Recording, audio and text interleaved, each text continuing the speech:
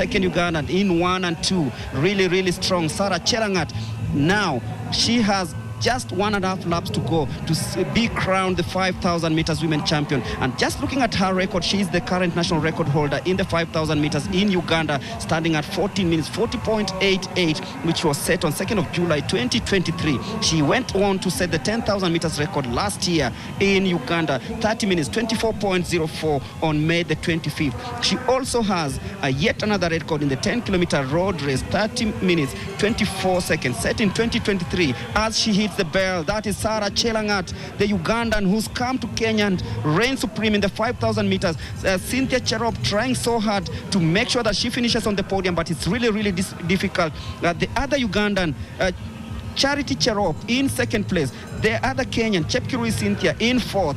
This is going to be Chelangat's race. She just checks around, sees nobody around, she just eases. She's not going to post her personal best today, but she's put on a very outstanding performance in this 5,000 meters, something that will remain in memories of many, many, many global viewers, those who've attended this race here. And there is the Ethiopian also coming in third. It's now Uganda and Ethiopia. Kenya in fourth place. This is Sarah Chelangat coming home to win the 5,000 meters. The meet record stands as 14 minutes 49.92 seconds. The world lead 40 minutes 25.80. But it's not going to happen today because Sarah Chelangat, it's all about the accolades, all about finishing on the podium. She's being cheered home.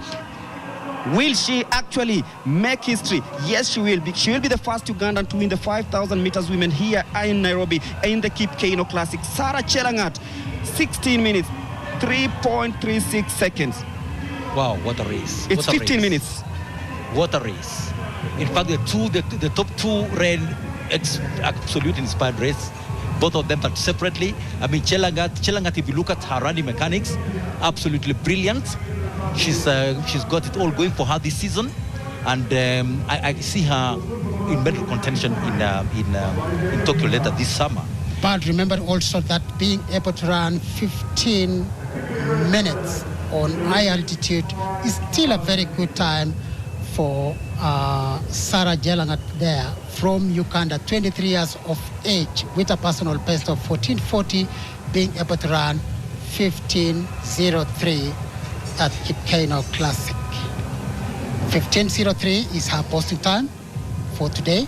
Having made a decision that she wanted to just take from the lead, following the pacemaker, and I believe that she wanted to run a very good time, and that otherwise she wouldn't have decided to follow the pacemaker. But the decision to make that, and there it was the start of the 5,000 meters, as we can see there, Sarah Chelangat pushing and leaving everybody else to follow. Of course, for us Kenya, we are finished on the third place, which is still very good posting, to be in the podium there. There, Sarah Chelangat still pushing to the end. And that is something that, when you look at an athlete being able to still push all the way to the end, and they are meeting her compatriot, that is Charity Cherop. Chebor there. The other Ugandan. So it was a Ugandan 1-2, then Kenya came in third. It's very, very impressive. But just news coming out of the Keino Classic, the 400 meters national record for the women has been smashed by Mercy Okech. You could tell that. I think, something very interesting that you could be able to see, correct. And I think for the Kenyan sprints, for me as Wilfred, I am so happy and so, it feels so good to see sprints coming back to the country after very many years of not really doing so well. But at least for us to be able to do our national record. And book a place for the world championships. Yeah, I mean, it will be a very good experience to have Kenyan sprinters going to compete in the world championships. We hope that at least for them they are going to compete, at least maybe being in the final. However, if you look even at the time that those times that she has posted, if she goes to the right training right now, I believe she can be able to do well. Remember also, I think she is in the relays, the mixed relays, which they have already qualified. And therefore, I think for Kenya, they stand a very big chance to be able to be in the finals when it comes to relays in Tokyo way in September. Robert, yes. talk about records. You've witnessed all the records. Mary Mora, of course, holding the previous record, but right now we're talking about 51.52 on your screens, of course, is the Ugandan Charity Cherop, who finished second, and of course the fans really enjoying the moments, even Ugandan fans in this crowd, and it makes it really special. That is Cherop, of course, speaking to the media, who are really doing a really good job. But back to the records, you look at how things pan out at the Keino Classic, where, and remember when we began, you say personal best are set here, season best are set here. We've seen the African record set here, and today the national record in the 400 meters has been set by the national champion in the 400 meters, Masoke, and ultimately booking a ticket to the World Championships. She'll be competing in 2 events, Robert. I know you were really excited about it. Absolutely exciting. But what I saw happening right in front of, right before my eyes in the 400 women's race was, it actually touched me, because the women's 400 has been, we've had really big problems. We've never made progress. Remember that the women's 400 meters record, Kenyan record, stood from 1984 up to just a couple of years ago when Mary Mora lowered it further.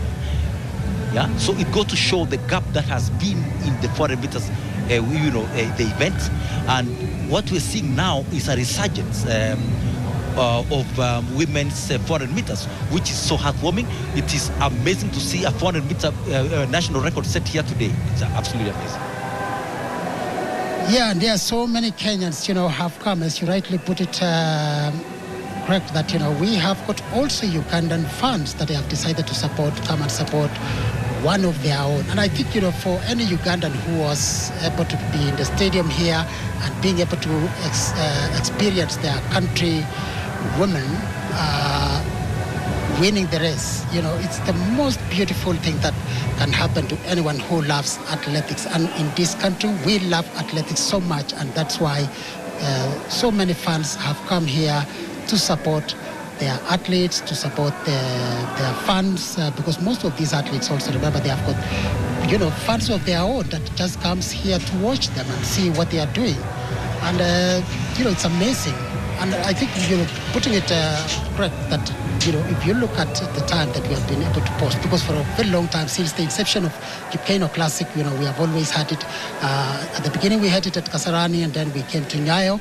Now, today, we were in Ulinzi. Most people, they expected us to be in Nyayo Stadium, but because of the AFCON that is coming, I believe that, we're not able to do it. But Ulinzi, they always say we are a land of many options. Absolutely, we're a land of many options, and Ulinzi has stood the time that, here we have a national record at the Ulinzi Sports Complex, and we just started. Yeah, it's just the beginning. We still have a number of events that are coming up that I know definitely it is going to post very good times. We still have the 400 meters men. We still have the 5,000. We still have the 400 men. Yes, 5,000 men as well. We have got 400 meters lineup. We have got a hammer throw. We have got 3,000 steeplechase. Our event, of course, that we have been able to dominate for a very long time. Lineup again is long term. We have got 800 meters women. We have got 200 men. We have got 1,500 meters men, 3,000 steeplechase. Women 100 meters. Of course, men 800 meters with Wanyonyi there, and then 1,500 meters. And at the last event of the day, at around almost 8 minutes to 6, we are going to have the 100 meters where we will have our own Manyala will be able to close the day for us.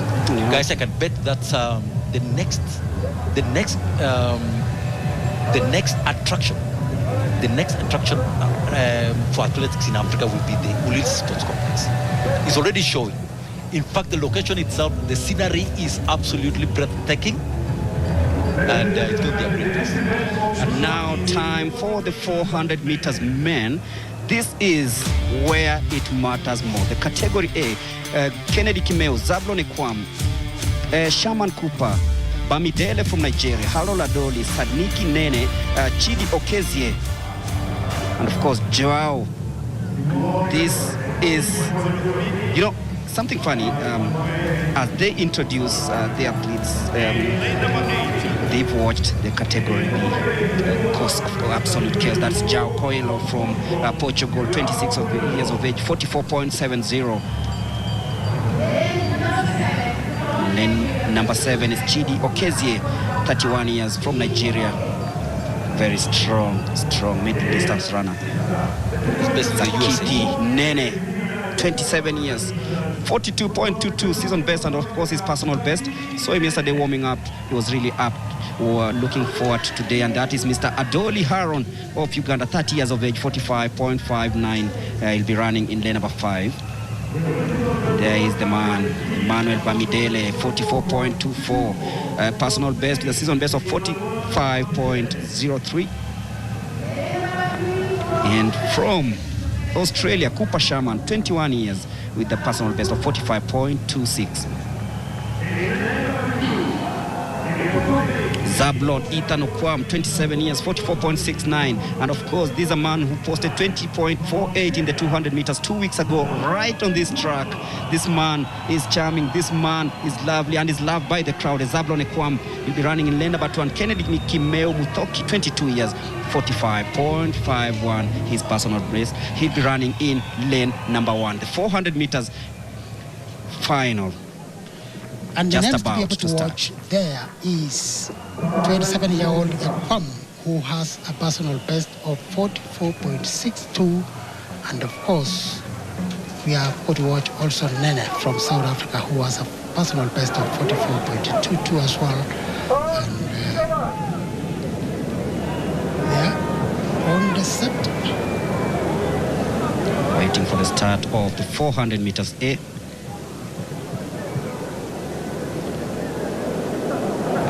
Zablon Ekwam. We have got to be able to see whether these guys will be able to post very good times, which already all the other races have shown that we have the potential to have a very quick time. Kenya has been very successful in this event with an Olympic medal, gold medal in the and off they go. Zablon Ekwam, just as he likes it, gets off the blocks really nicely as they head to the back straight. It is the 400 meters A final. Look at how the lactic acid is piling up on these players, on these athletes. Look at them really nicely. Chidi from Nigeria trying so hard, but there's man Okezie Chidi of Nigeria stretching his long legs. Adoli from Uganda trying so hard, but then it's Koehelo Jao and Okezie from Nigeria. He steams away from the rest of the pack into the home stretch. Zablon Ekwam now coming from lane number 2. Watch out for this one, but it will be Chidi Okezie of Nigeria who will be running away with this one. What will be the time? 43.71. Wow. This must be the world lead. 43.77 for Nene. 43 here at the Ulinzi Sports Complex at altitude. I told you, I watched this man warming up yesterday, and I told the person I was with, one of the photographers, that he was into something special. This man from Nigeria. He's a young man, by the way. From South Africa. Okay. From South Africa, sorry. And you look at how well he's placed himself on the global map. This is something special because he had a personal best of 44.97. Now he's done a 43.17. 43 in altitude. Remember that he finished 8th in the Olympics. He has been in the world relays. You know, the winners. He was actually in the winners of the relays last year when the South Africans won the World Championships.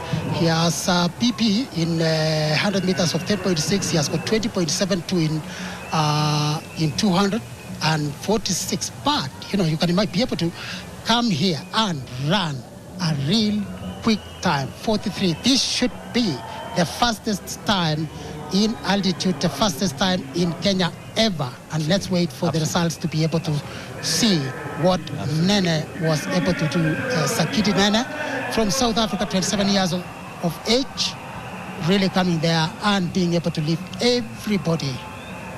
Congratulations to Nene. Congratulations to him. And just about edging out Chidi Okezie of Nigeria. The man on your screens right now disappointed to finish second. Zablon Ekwam finishing third. but then it was Zakithi Nene of South Africa, the man on your screens right now, claiming victory in the 400 meters, 43.77, and Okezie Chidi of Nigeria second. And look at him, the man is really devastated. Yeah, and I think, give it to South Africans. If you look at even the Olympics last year, these guys, they were able to do very well in the relays. And I think, currently South Africans are doing very well in the sprints, same as, Botswana and Sydney are doing very well in the sprints as well.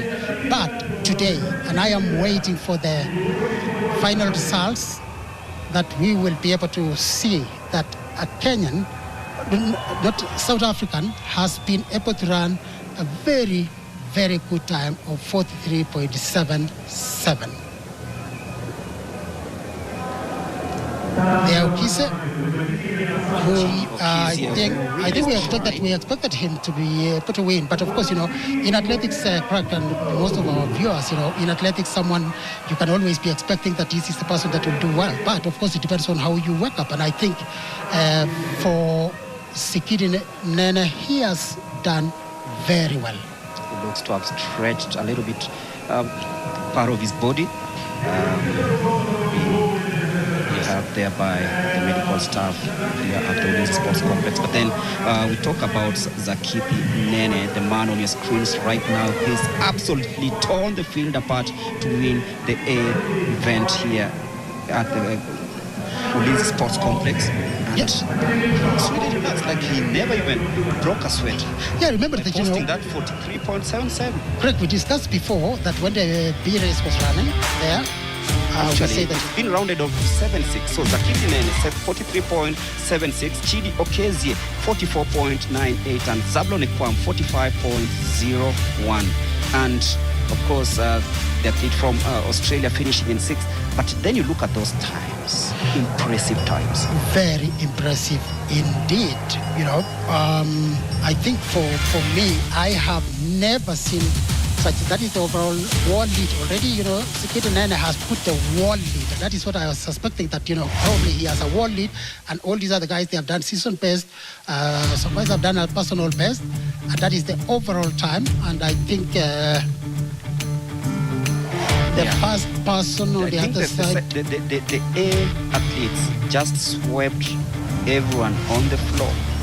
Remember this, when you have an athlete like Nene, is able to pull everybody, because when he was able to run a very good time, everybody is trying to catch up with him. And I think even especially for the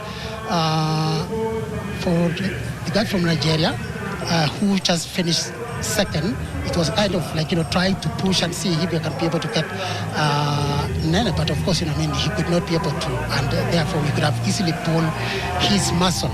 But the times that we have been able to experience here, because 43 is a time that you would always expect so many athletes that would easily run most of the time during the middle of the season, that we will be talking about July or August. But this is the end of May, and running 43 is a very good time. And this is a guy to be able to watch in the World Championships. This is a guy to be able to watch also in other races that are coming. Of course, it's time for the opening ceremony, because fireworks are yet to start.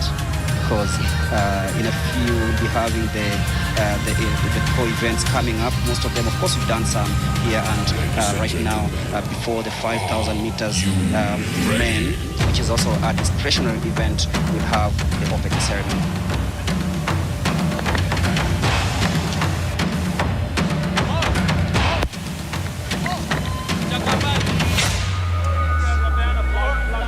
Sakata kuna nyuma, chuchuma kuna wevunja, hadi tumia mikono kishindo. Kilichopata nilichokiguza, na kikikuguza ni tulikichuna, na kisipozama ni chokijavunwa, na kikizolea. Kila mtu twende. Ladies, are you ready? Are you ready? Yeah. Good name is Brian. Let's go. Run it up. Hey, 1, 2, 20.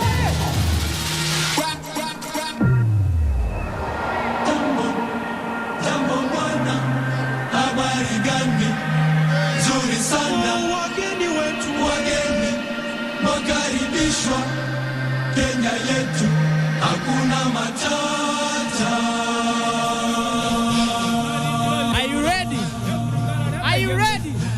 Let me hear some sound if you're ready. Say yeah. Say yeah.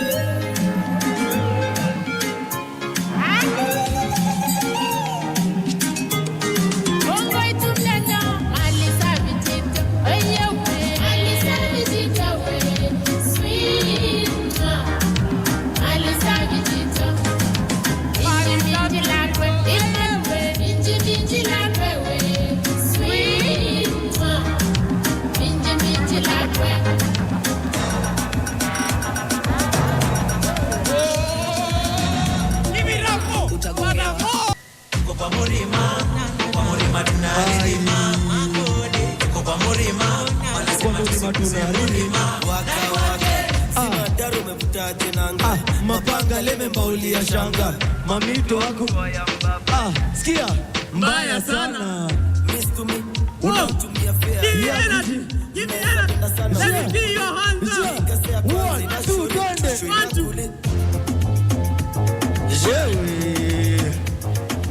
je Because my jackie come kapi tatu na kulike mekuma kweni tatu Giginda siaga gwadu una inua mkono alafu cheza na mdwende piga satu na kulek mekuma kama tatu simama kete zungusha kichwa ni kazi imeshika kispaki anguka nayo twende hapa ni kudance kubanju kama daily sipige makofi utachoka mikono itoma na utamiss nyingi unanijua unanisikia sipige makofi utachoka mikono itoma na utamiss nyingi unanijua unanisikia kutate inadudeda ninakana mo anambanala anpenda kuzilika penda chicks penda thigh cause penda hizo hips six sexy kiwa anpenda hii anpenda that nobody in the chat anpenda hii anpenda that kila mtu ai kutate inadudeda ninakana mo anambanala ai kutate inadudeda ai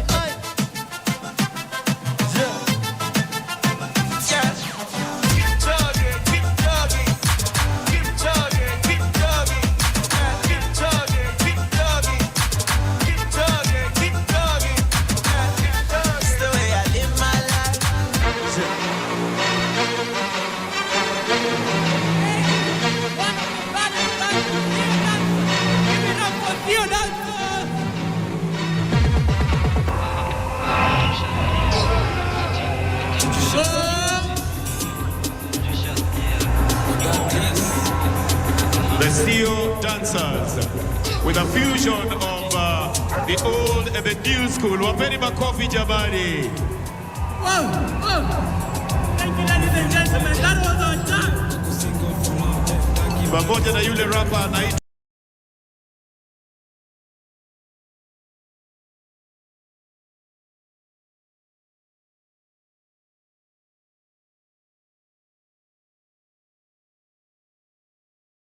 Furthermore.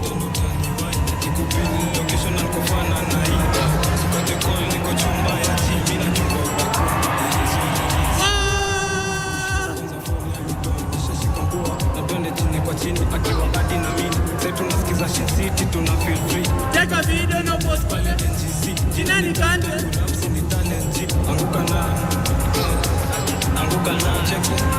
anguka na twende down mikono juu alafu tuliza pesa alafu one leg. Thank you ladies and gentlemen. Furthermore, na team ambayo inaitwa Steel Dancers. Thank you very much.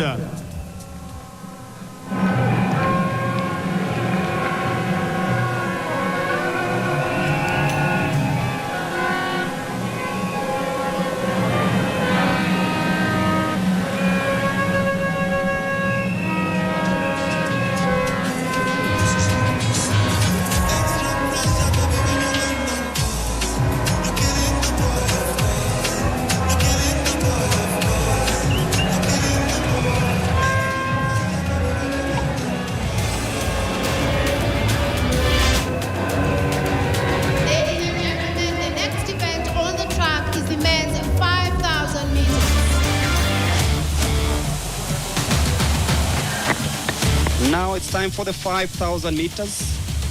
15 athletes, 3 podium finishers. And the names to be able to watch there is Stanley Waitheka Mburu, who has got a personal best of 13:14. Samuel Simba from Uganda, Cherop. Of course, Charles Rotich, the guys to see. Andrew Kipto, we have got Boaz Kiprugut. Of course, we have got Ethiopian Ayele Tetese. We have Djibouti, Hani Idris. There is the lineup of the 5,000 with Kiprugut. Then we have got Kipto.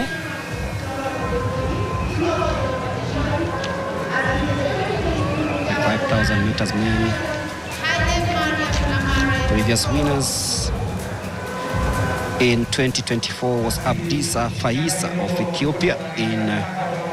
So Ethiopia won it in 2023-2024. That is a Mary from Algeria. That's Cherotich from Kenya. Jacob Krop won it twice, 2021, 2022, and Nicholas Kipkorir won the inaugural event in 2020. So Ethiopia won it last year and in 2023, but now it's time to know who's going to be the winner among the 15 athletes in this one. As you said, you're watching the likes of Franklin Kibet. We have the likes of Anose Afasika Ayele of Ethiopia, and of course Cherop Simba Samuel of Uganda, another Ugandan also here. Will he also terrorize us the way the ladies did? Of course, you know, when it's a race, it's expected to be anyone's. There is the start of the 5,000. Let's see if it's going to be very fast as well, because it looks like the race today has proven that, you know, all these guys, they have come here and they want to make fast times already. You know, the start itself looks like it's going to be quick. I believe that the leading, that is Kipto, should be the pacemaker, but of course we will be able to understand maybe ahead, but I think he should be the pacemaker. Already we have a single file already, not really crowded like before. Yeah, it is a single file, not as crowded as it was before, and this shows you that it's going to be those athletes who could actually dictate a race in a manner that body could really tell who was going to win. Until even the last stages of it, you remember Gabriel Selassie and Paul Tergat, they did great things in Sydney, and it forever remains in the memories of many Kenyans. 11 laps to go in this 5,000 meters, and of course, everybody is aiming to beat Joshua Cheptegei. Yeah, and already, you know, it's proving that, you know, it's going to be fast times, because already at 400 meters is at 61. Which is actually very quick. You expect these guys to be able to run about 13 point something or 14. They would be able to maybe do about 14 minutes. And already the pacemaker is deciding that, you know, he has to stretch, because basically what happened is that here is that, you know, if you have given a pacemaker a certain time that they have to set, then they have got to be able to run, and therefore it's upon the athletes who are in the front to be able to follow. Of course, it depends. Some athletes, you know, comes here and they want to dictate who is the pacemaker, the time that the pacemaker should be able to post. But sometimes again, if you go again too fast, you would be able to pay at the end. But already, the race is already showing a fast pace, 4 athletes in front, the rest are just following. But of course, it is early in the race with 1 lap and a half. We saw 20-year-olds dominate the 10,000 meters, the fast track event of the day. And right now, Andrew Kipto, yet another young man born in 2004, dictating pace here. Robert, what does it tell you about the upcoming talent? What we have right now coming through the production line is an amazing, young talent. From the 5,000 to the 10,000. The pacing, of course, is, as you can see, is brilliant. Again, it's very important that the pacing is done right. The pacer or pacers can either make or ruin a race. And what we're seeing here is a crop of young people, young talents, coming through very well, and it's good to show that the structures that are in place, the training camps, everything else is progressing very well, and as we can see, this race is going to be very fast. Yeah, you can see even There, Rodic is trying to push. I can see Samuel Mburu also in the mix, one with the fastest time in this country, 5,000 meters. And you're looking at the way they've lined up, the young men. They are trying so hard to emulate what you guys did. And of course, I know later on there'll be the 800 meters, which you'll be following really, really keenly. But then you look at the 5,000 and the 10,000 races, which are, as I said, you have to make sure that you are in the best shape, because it's all about looking at when to hit the front, or when to maintain your pace. And of course, those laps, you know exactly how to tackle each and every of it. Yeah, absolutely. I mean, I think, what it would be interesting here is that, there will be changes. So I think what we have been able to experience here is that the first 2 laps or 3 laps, has been a little bit quicker, but then they have started to a little bit slow. And of course, it will take kind of like a toll in the bodies of these athletes when you slow too much, because you will be able to hit all the others who are running on the normal time. Let's say they were doing at 63 or 64, and there you are at 61.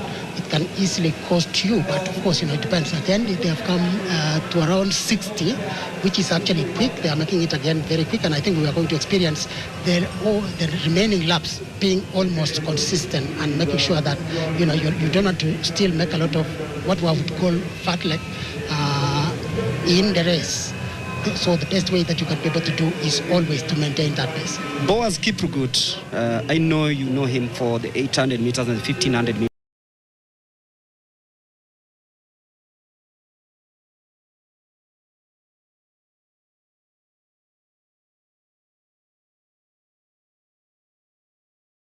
And currently pacing on the 5,000 meters, is currently leading. Do you feel that he has what it takes to actually carry this on?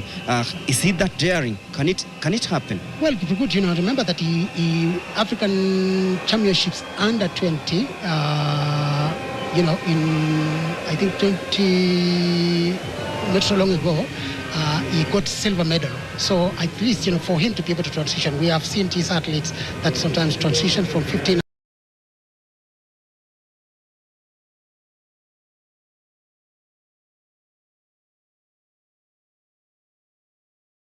to 5,000, and sometimes they do very well. Actually, the big advantage that they have, the 1,500 meters runners, are the finishing hit, and therefore any specialist, because actually interesting for Kiprugut, Craig, he has 144.64 in 800 meters. It tells you that is a quick time for anyone to run 800 meters at 144. He has got 335 in 1,500 meters. He has got 758 in 3,000. So he is a quick runner, I would say. But of course, he was pacing, and I think that is the best thing that he can be able to do. As we can see, Kiprugut has been able to get out, because he needed to make sure that he get the exact time when it comes to the pace. Because if you are being dictated to run, let's say 60 per lap or 61, then you have got to make sure that you put the right time, especially for other athletes to be able to post a very good time. Of course, all of us, we have experienced and we have watched here that the meeting organizers themselves, they made a decision.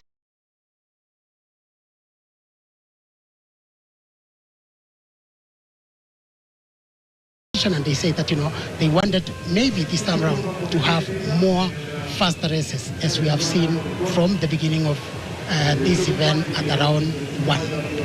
And Samuel Mburu, of course, another athlete that has already shown us flashes of brilliance. He is in 3rd place currently, Samuel Mburu, and right now leading is Charles Rotich, yet another brilliant athlete over the 5,000 meters. As you said, it's still very, very close to call. Cherotich also in the mix right there as they head towards the last few meters of this one, the crowd cheering them, of course, and you look at how it's lined up. It's anybody's race to take. The Ethiopians haven't hit the front yet as they used to. Well, I think, it looks like Ethiopians have had a little bit of a challenge here, running here, and like before, as you rightly put it, the last 2 editions has always been won by Ethiopians. Probably maybe the Ethiopians might have not sent the very best, but of course, even if you say that it's not the very best, but I believe also the Kenyans are well prepared for these races, because what you need to understand is that anyone who wants to come and compete at Keino, remember it's an invitational race, at least those who are qualifying time are the ones who are able to compete, and therefore Kenyans, they know very well that I've got to post good times that they can be able to qualify for the championships. Of course, they will have an opportunity, because most of these athletes, whenever they compete here, let's say the winners will have a chance to be able to compete with a number of races that are there. As we can see, the single file is no longer there, but we have almost 5-6 athletes, each one of them in contention. And the Ugandan is also in the mix, Cherotich. It's going to be very exciting.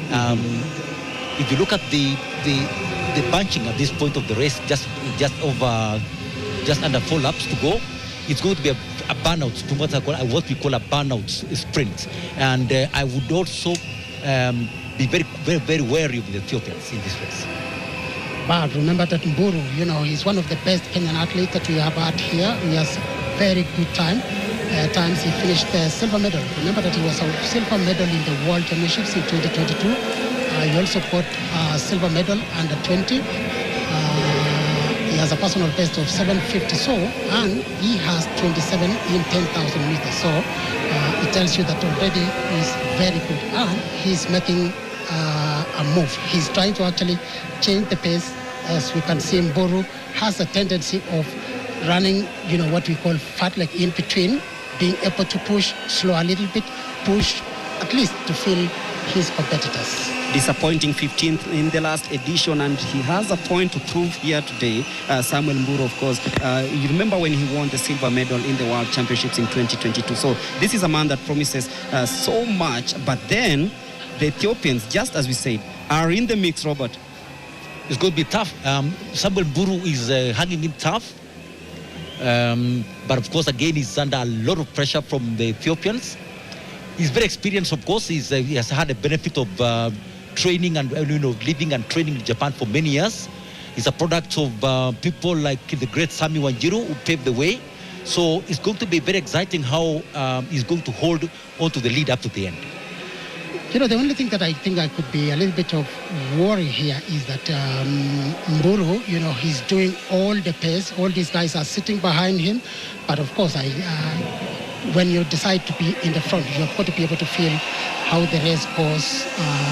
But Mburu has proven also in the past that he has a very good kick, and therefore I don't expect much of it. The only thing that he needs to do is to still being able to stretch, as I could be able to tell that he has pushed the pace again to be below 60, so which is actually very good for him. But of course, the 2 Ethiopian athletes are just right behind him, and there Mburu able to watch and see what this guy is doing. They are going to the last lap of the race. They hit the bell. Samuel Mburu still in the front. 1 Kenyan, 2 Ethiopians. Who's going to have it? Samuel Mburu still trying so hard to shrug off, but then comes Mr. Hailiman Amare of Ethiopia, who's just burst out of nowhere. He's currently leading.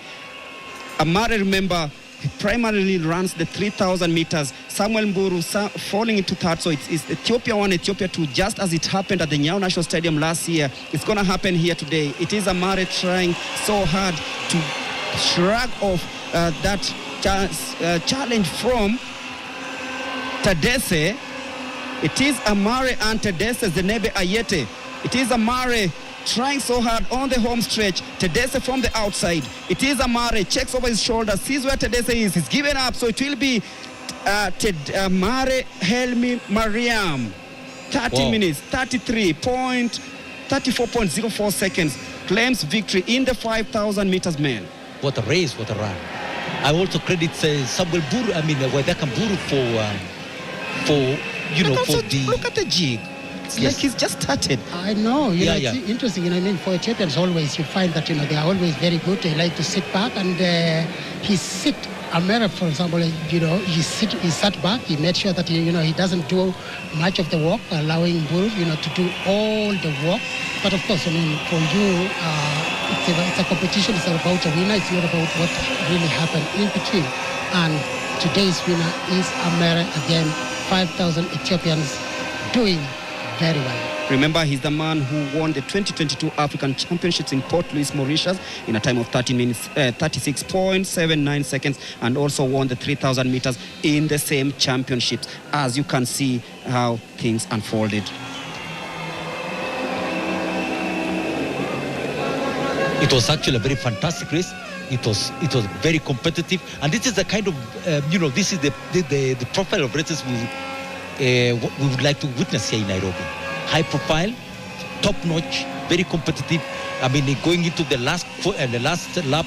Look at the kick remains, on the 150. Yes, it remains unpredictable. So this is the kind of races that we would like to witness more and more.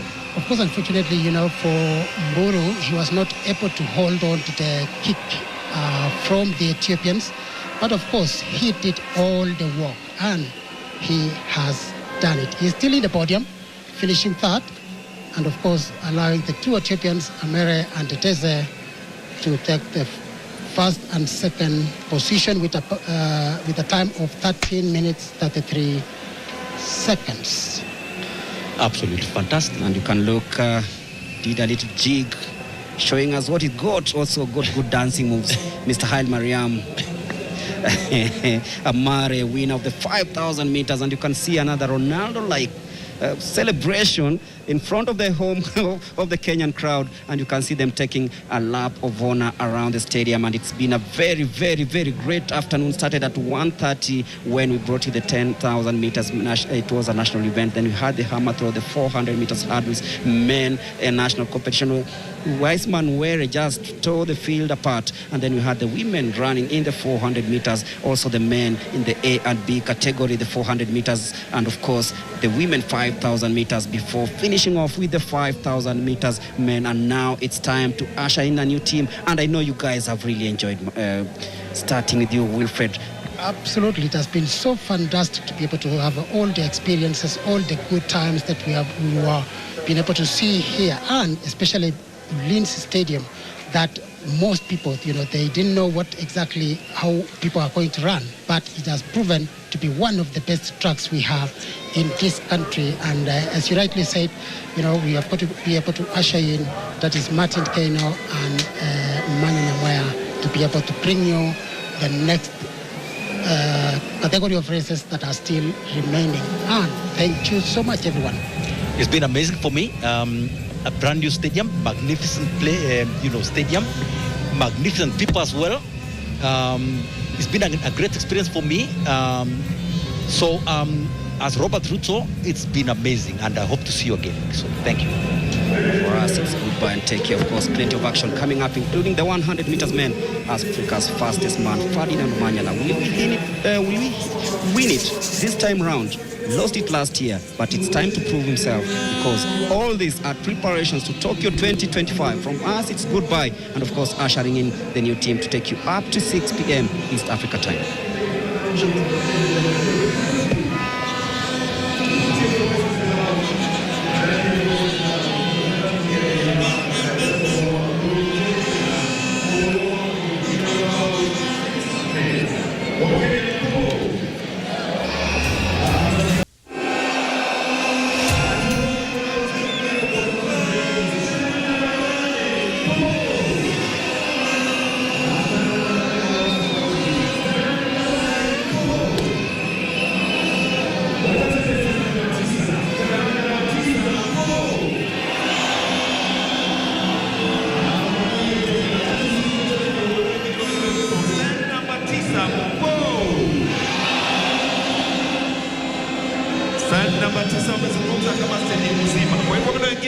Tuwajulishe stand namba 9 kwamba tuko, wengine wote mpo.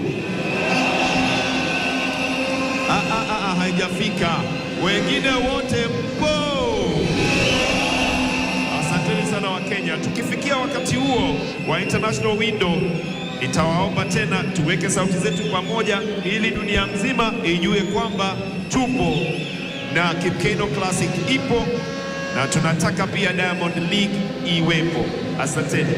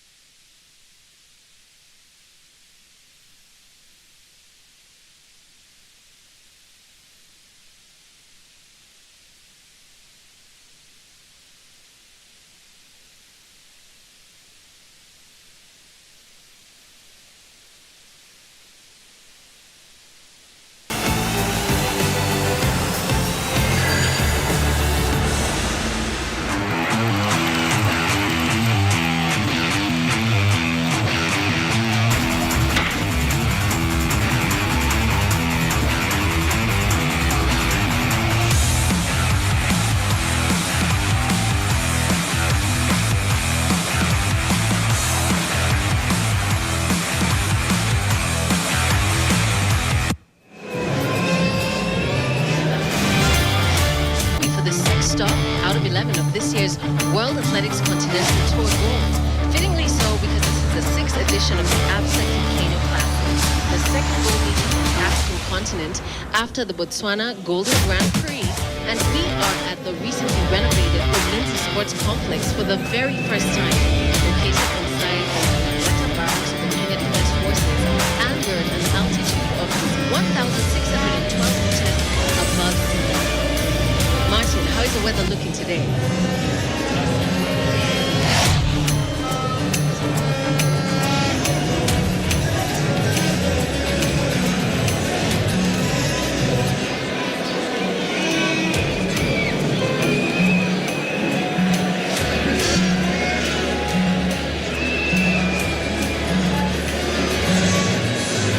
We have 10 exciting track events and some real quality field events as well coming up, and some highlights of performances from earlier in the day. 189 athletes from around the world are expected to compete, and Kenya will be represented by 53 of those athletes. Tumekubaliana kwamba tukianza wakati huu, kwa sababu dunia nzima inatutazama, tutaweka sauti zetu zote hapo ili dunia nzima ijue kwamba Wakenya tuko. Kwa hivyo wakati ambapo tutaita majina zao, tafadhali tusikie sauti.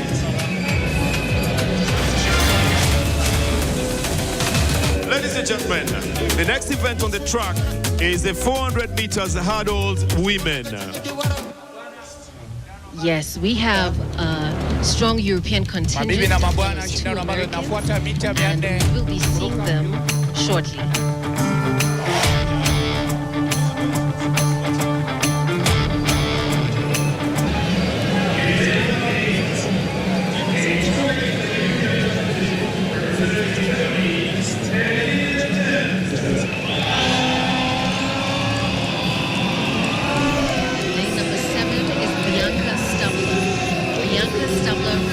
America has a personal best of 56.04 and a season's best of 56.52. Daniela Medeka from Slovakia, 28-year-old, has the fastest time. And here's the lady that's defending her title, Amelie Hamild Yule, 31 years of age. Christina Halonen from Finland, comes in 55.02. Line Kloster in lane number 3. She had a terrible fall in Zagreb a week ago, and hopefully she'll be able to finish this race in a good condition. Jessica Wright from the USA, 25 years old, run 55.76 best, happens to be in Nairobi to complete her. And back to lane 1, Elizabeth. Great, so a fantastic lineup. of the women's 400-meter hurdles. Here, Edeka, defending champion, Amalie Juel from Norway, should be the competition ahead. Jessica Wright also started the season well, and she looks to get started positive. The World Championship qualifying time is 54.65. So there'll be a lot of people who will be chasing for that.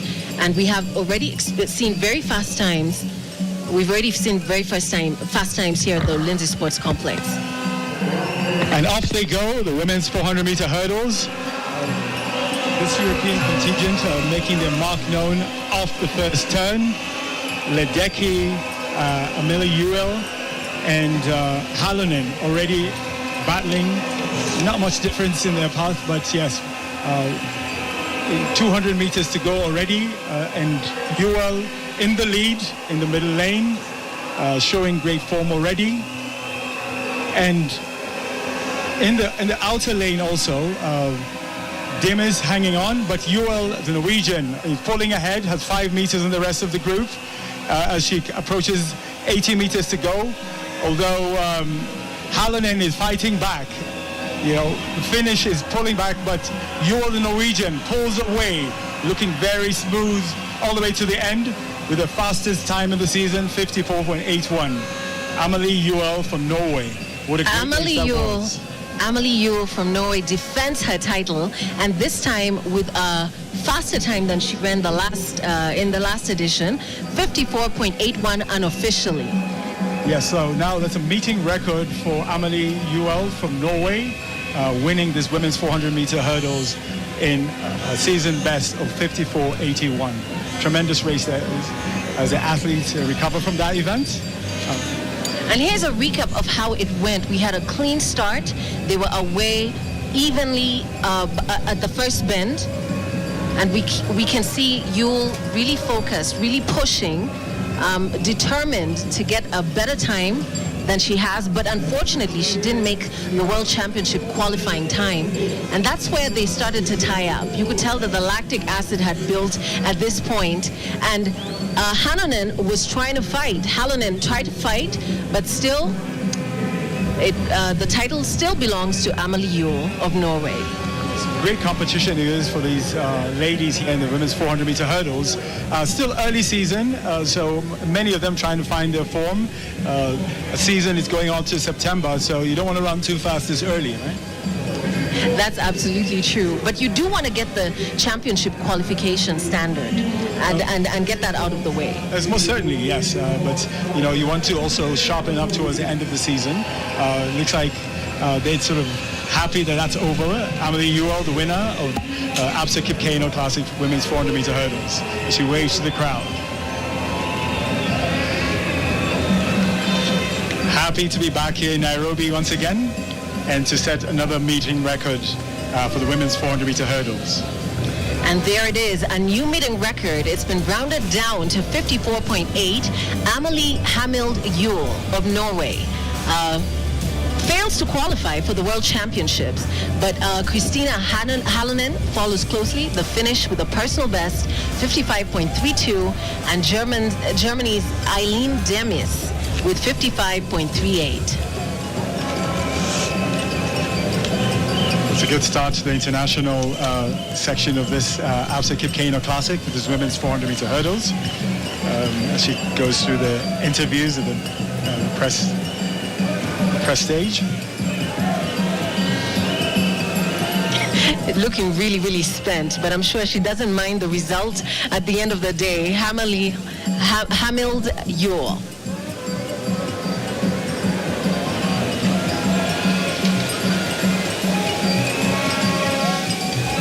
I'm not sure, Martin, whether we have sound on that. Yes, yeah, just a quick interview by the Halonen.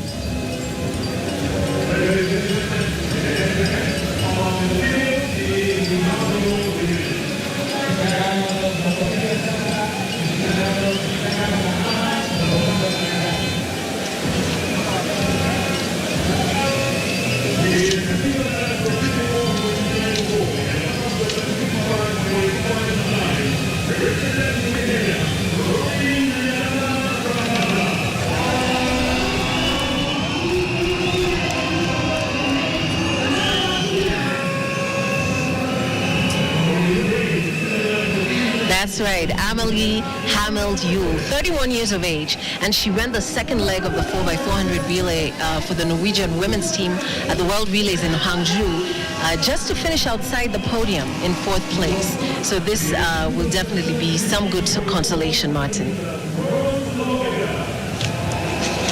Yeah, she's quite excited about that, just feeling the heat a bit out there. It's getting warmer in the stadium here at the Lindsay Sports Complex after this women's 400-meter hurdles. So, yeah, but yeah, looking forward to a great series of events coming up here today. We've had some amazing field events coming through previously, so we were looking to give you the results of that here shortly. But yeah, what a wonderful atmosphere it is here at the Lindsay Sports Complex for the Keino Classic.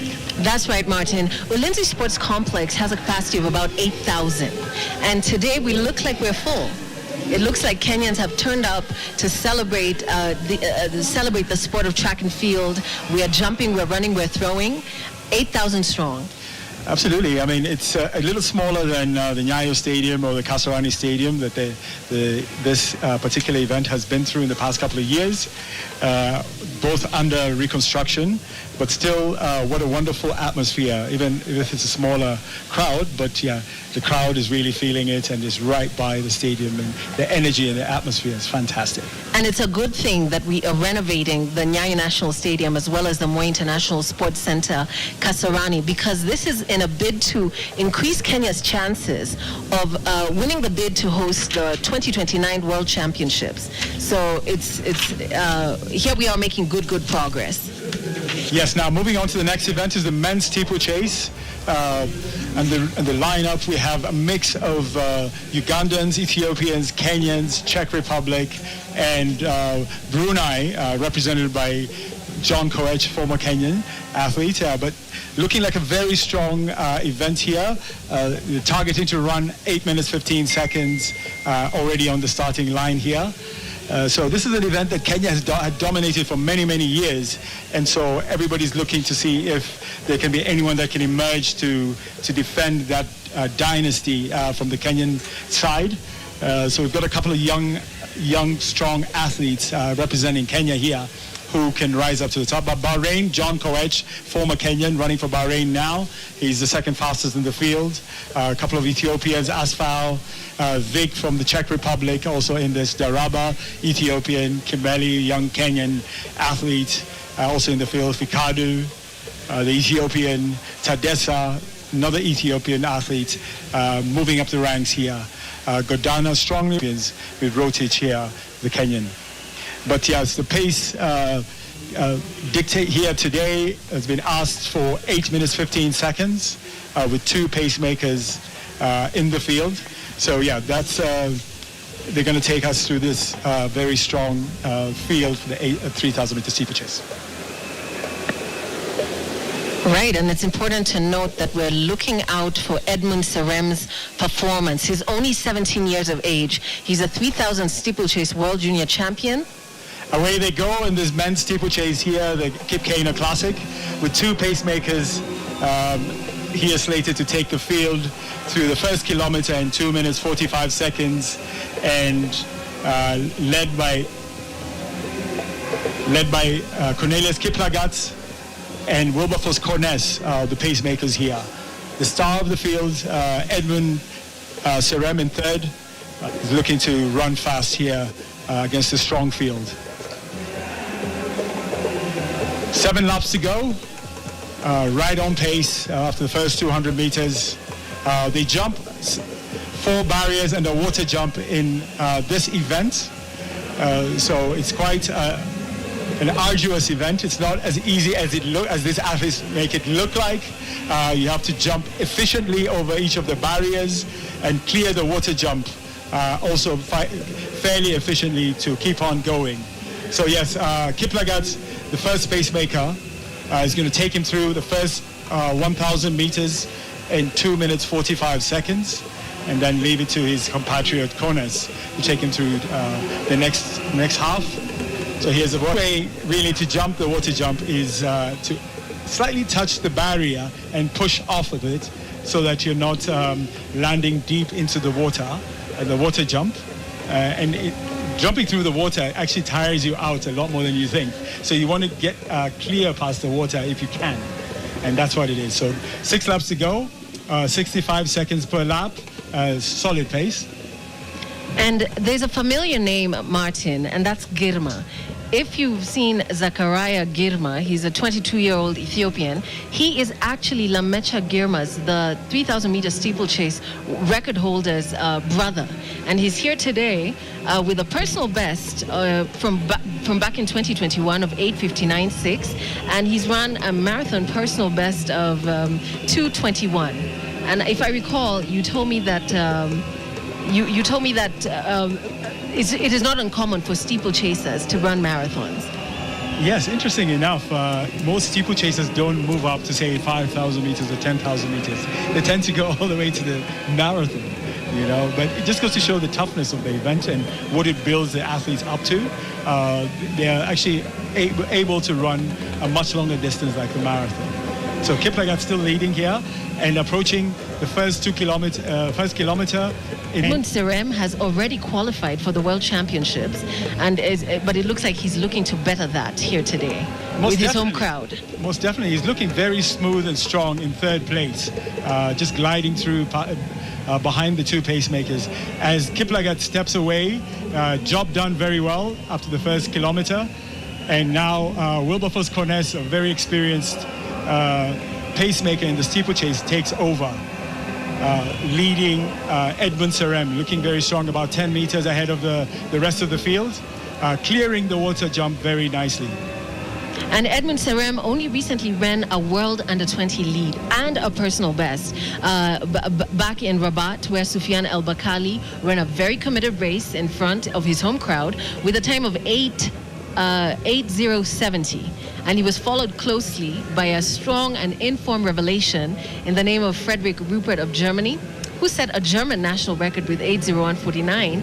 And Edmund Serem was then pushed to an 8:07.47. It's unlikely he will better that time here because of the altitude challenge.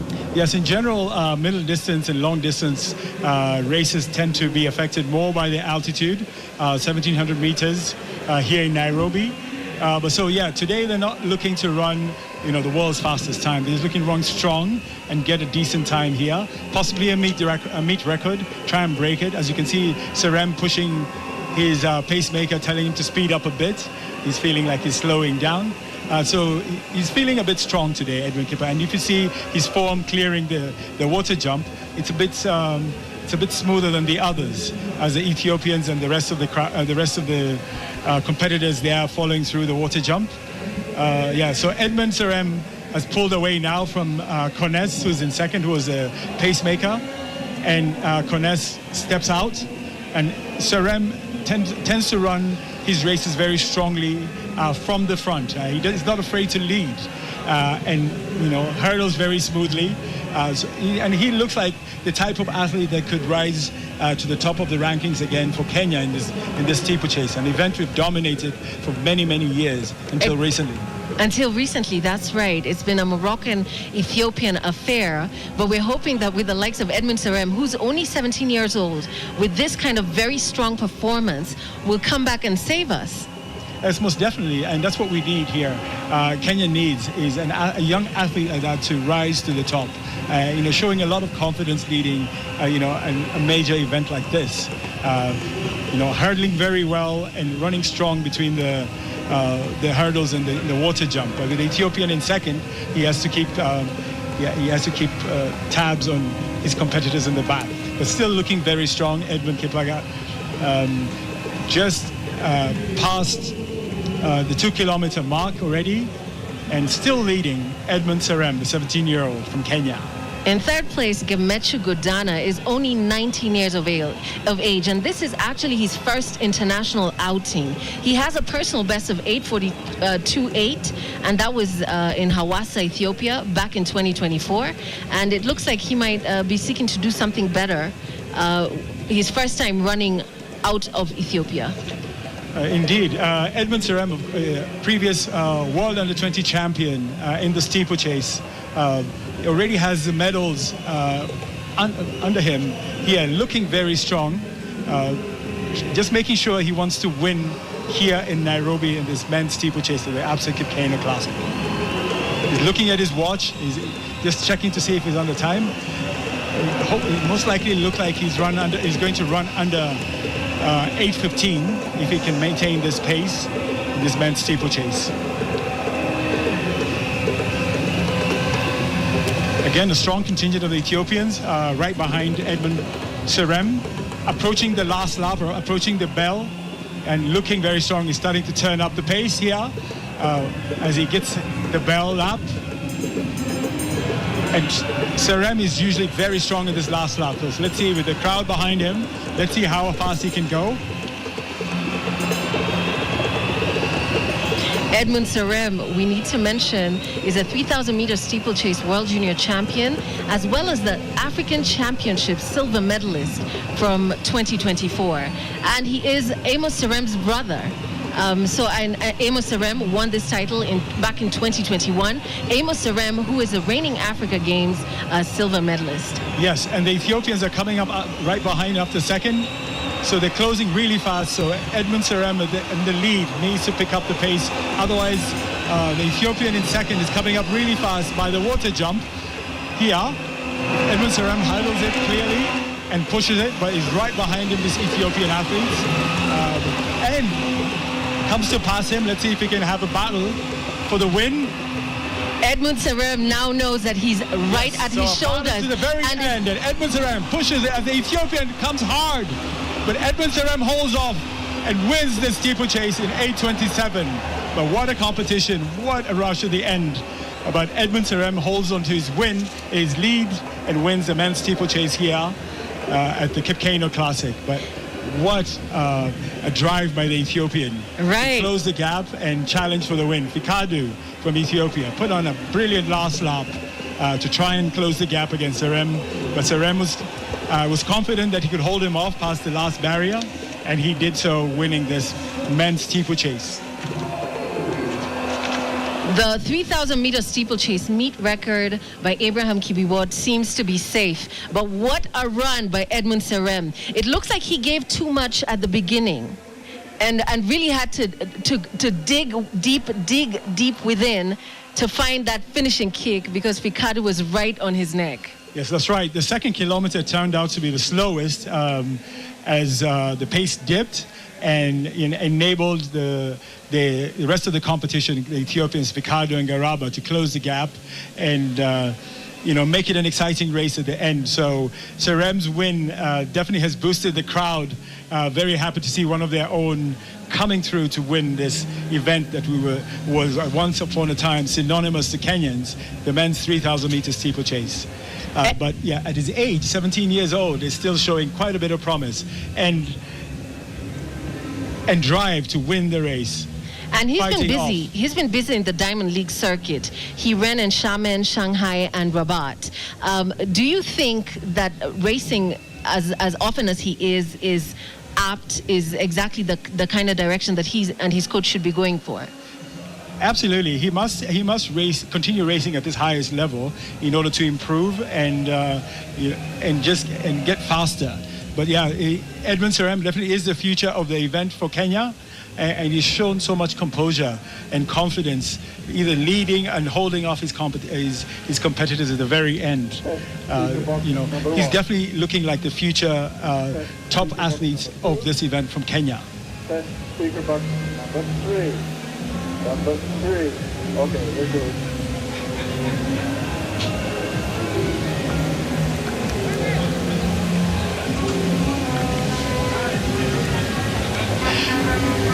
So he says that he hadn't trained so much this past week after the competition in Rabat. So he was just basically recovering from all that. So yeah, so he was very happy to come through again to win here after that challenging race in Rabat. Right, and some highlights from earlier on in the day. That is Anderson Peters with a throw of 77.4 6.49. I believe that was his 6th throw, and that was his best throw. Anderson Peters. Julius Yego at his 2nd try after throwing 76.03 meters.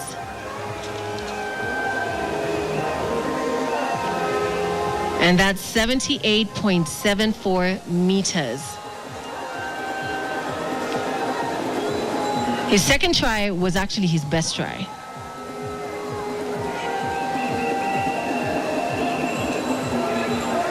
Another huge throw there from Silva. And over 85 meters. No, 80 meters for Leandro Ramos.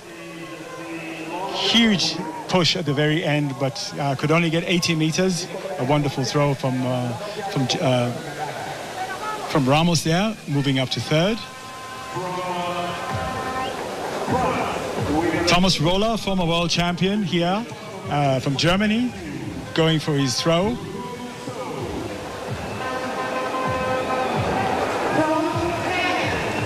Massive heave and over 80 meters again.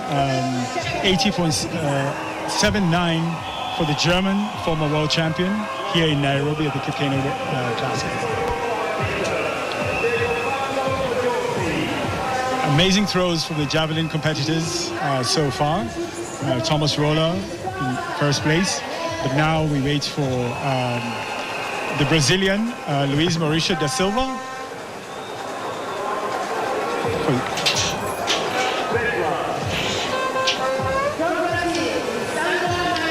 Luiz Mauricio da Silva going for his 2nd try at the Keino Classic.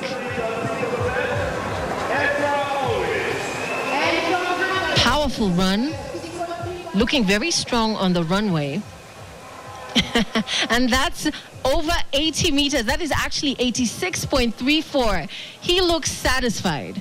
And that is our record for today. Yes, that's the furthest we've had we've had today. Winning throw by Da Silva, the Brazilian, who has thrown 86 meters 34 there to win this men's javelin here at the Keino Classic. Very competitive, as his competitors shake his hand. Anderson Peters there. Yeah, so 86 meters, a personal best by Mauricio da Silva to win the javelin here in Nairobi, followed by Thomas Roller, the German, with a season best of 80 meters 79, and the Portuguese Ramos finishing 3rd in 80 meters as well. Crowd favorites, Julius Yego from Kenya, could only made up to 5th place at 78 meters for the men's javelin here. But quite a competitive men's javelin event here once again. Fans enjoying the lovely weather here in Nairobi, waiting for the major events coming up.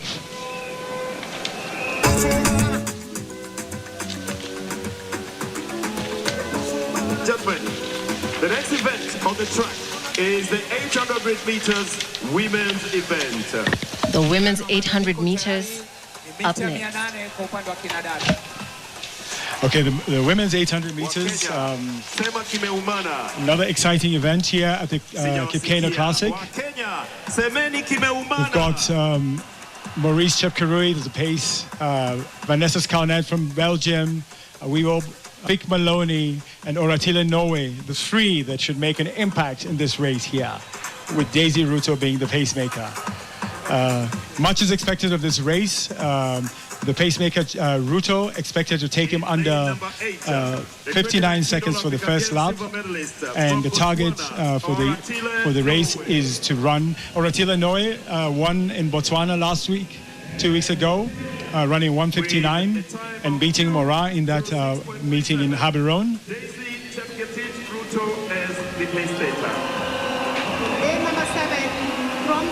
And here is Shafika Maloney from St. Vincent Grenadines, running one of our fast performers. Sarah Mora from Kenya, the 20-year-old who's run 1:59.60, the future of the event for here in Kenya.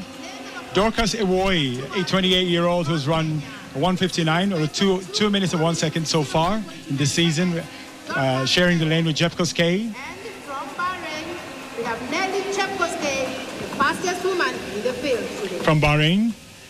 Ladies and gentlemen, in lane number Lilian Odira from Kenya, running 1:58.20 in lane 4, has a season best of 2 minutes 1 second, sharing the lane with Naum Bopape from South Africa, a 2:02 performer this year, has run her best already this year, so she's on the rise. Bopape from South Africa.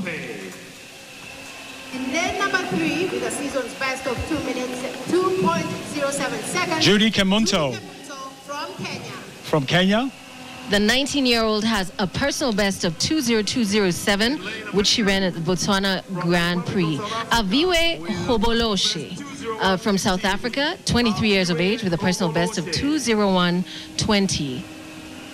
and in the same lane as well with a season's best. Vanessa Skaunet from Belgium, a 2:01.00 performer, also run her best this year, also on the rise. Kenya, with a personal best of 2 minutes, 13.50 And seconds. Maureen Chepkurui, one of the young athletes here, also strong feature.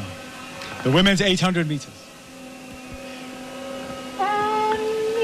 Maloney, one of the favorites from St. Vincent Grenadines. And off they go, the women's 800 meters. Very quickly is Maloney, even past the pacemaker. So yeah, pacemaker needs to run a bit harder to catch up.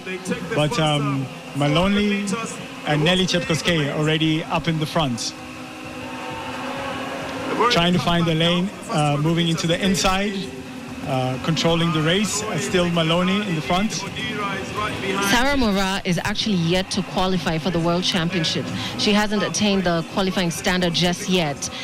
Lilian Odira, Nelly Chepkoskei, Fikwa Maloney, and Oratile Noe have all qualified, but the goal will be to go sub 1:59. Right, and Maloney still in the lead.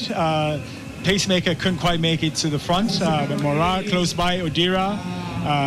Oratile also trying to make her way, closing through 56. It's quite a fast time. Maloney's meaning business here. She wants to run fast, followed by Nelly Chepkoskei. The field closes up to her. 300 meters to go. Maloney still in the lead, looking very much in control. Odira and Mora making their way close by.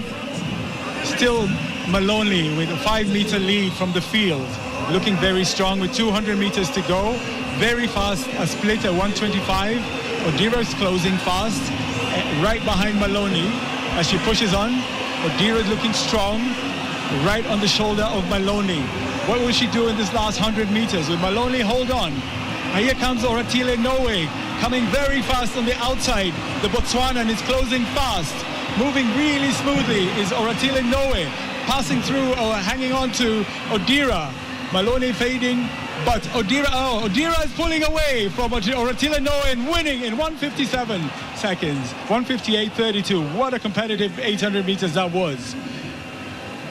Lilian Odira moving up once again. She had a very strong season last year, and now she's showing her might here at the Keino Classic, winning in a very fast time here at home at the Lindsay Sports Complex, winning this Keino Classic 800 meters. Lilian Odira yet again achieves a World Championship qualifying standard. Lilian Odira had enough at the end to keep pushing to the line. Oratile Noe from Botswana gave her quite the run for her money. But this time we see Odira doing something similar to what she did during the trials for the Olympics, where she came in last second and even beat Mary Mora. Yes, she had a very strong season last year towards the end. So she's really showing her promise now as one of the top 800-meter athletes, other than Mary Mora, world champion. And there's Sarah. She poses with Sarah Mora, the other younger Mora in this race. And this is how it was. We were off clean. Maloney decided to lead from the start, but Lilian Odira was still in the running. Didn't let Maloney go too far. So it looked like a tactical race, especially for Oratile Noe. And she had a lot left in the tank, Oratile, to push from Botswana. But it looks like Sarah Mora just had an extra gear that she was able to kick in and win this race with a wonderful time of 1:58.32. So Odira is the one who won with 1:58, and Morale was in third. Shafika Maloney faded towards the end, having gone through a very fast pace earlier. But yeah, this is what a very competitive race as Odira and Mara hug each other with after such amazing performance there. It just goes to show the strength of Kenyans in this event. You've got Mary Mara, who wasn't here. She's running the Grand Slam in Philadelphia this weekend, but she has great competition here at home. That's right. Sarah Mora, who happens to be her cousin, and Lillian Odira.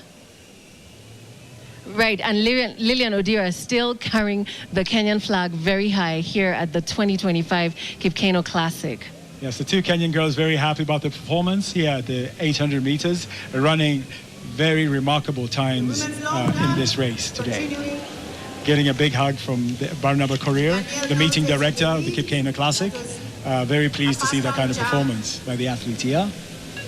That's right. Making the qualification standard is really what we're chasing at this point in the season.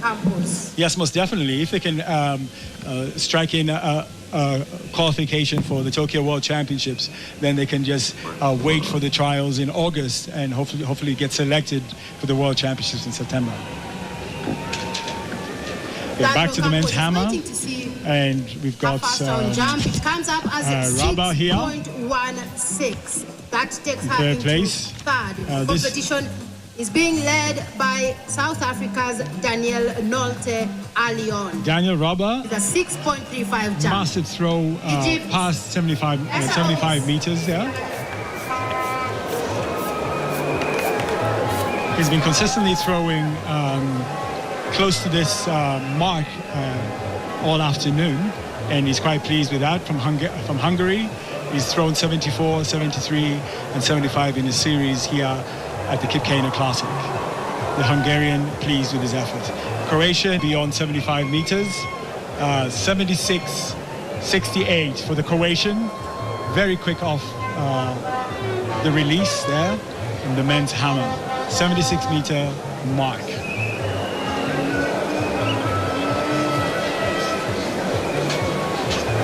And now, the best thrower in the world, Ethan Katzenberg, gets on the ring.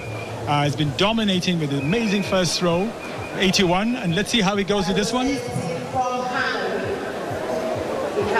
Even better, over 82 meters.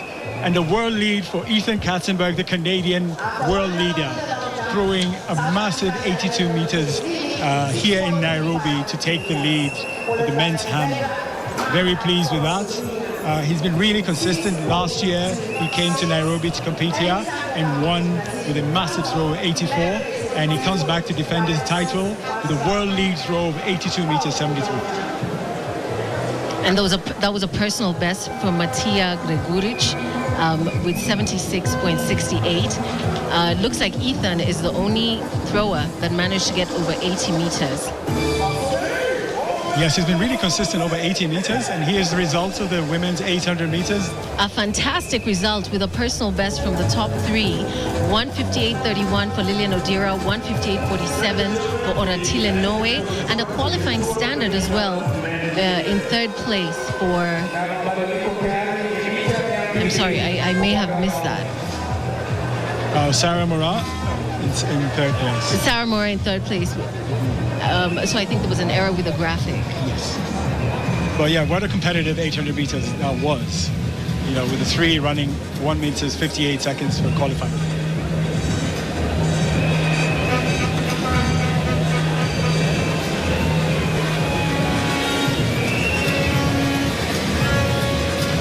And here's the men's 200 meters, the young Kenyan, Dennis Y, a 20.76 2017 performer.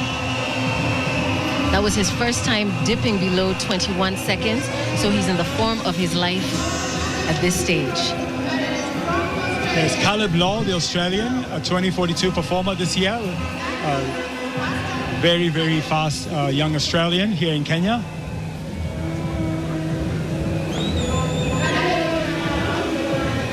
Caleb Law there, 2042 performer.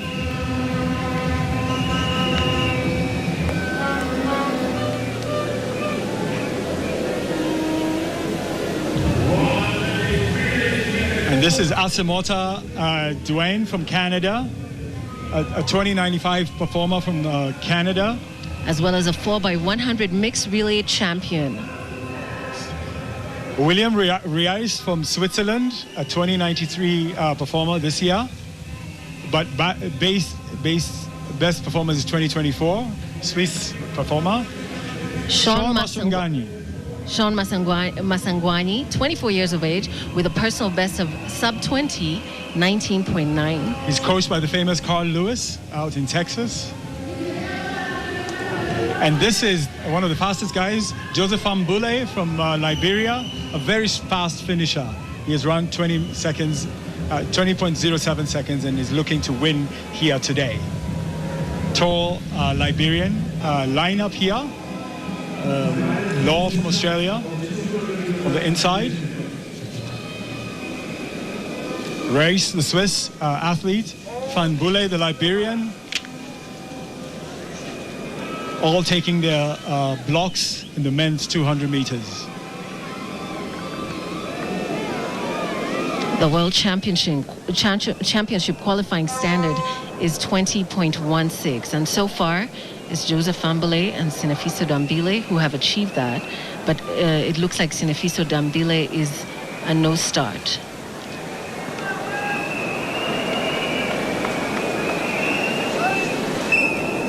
Get on the block set for the 200 meters here.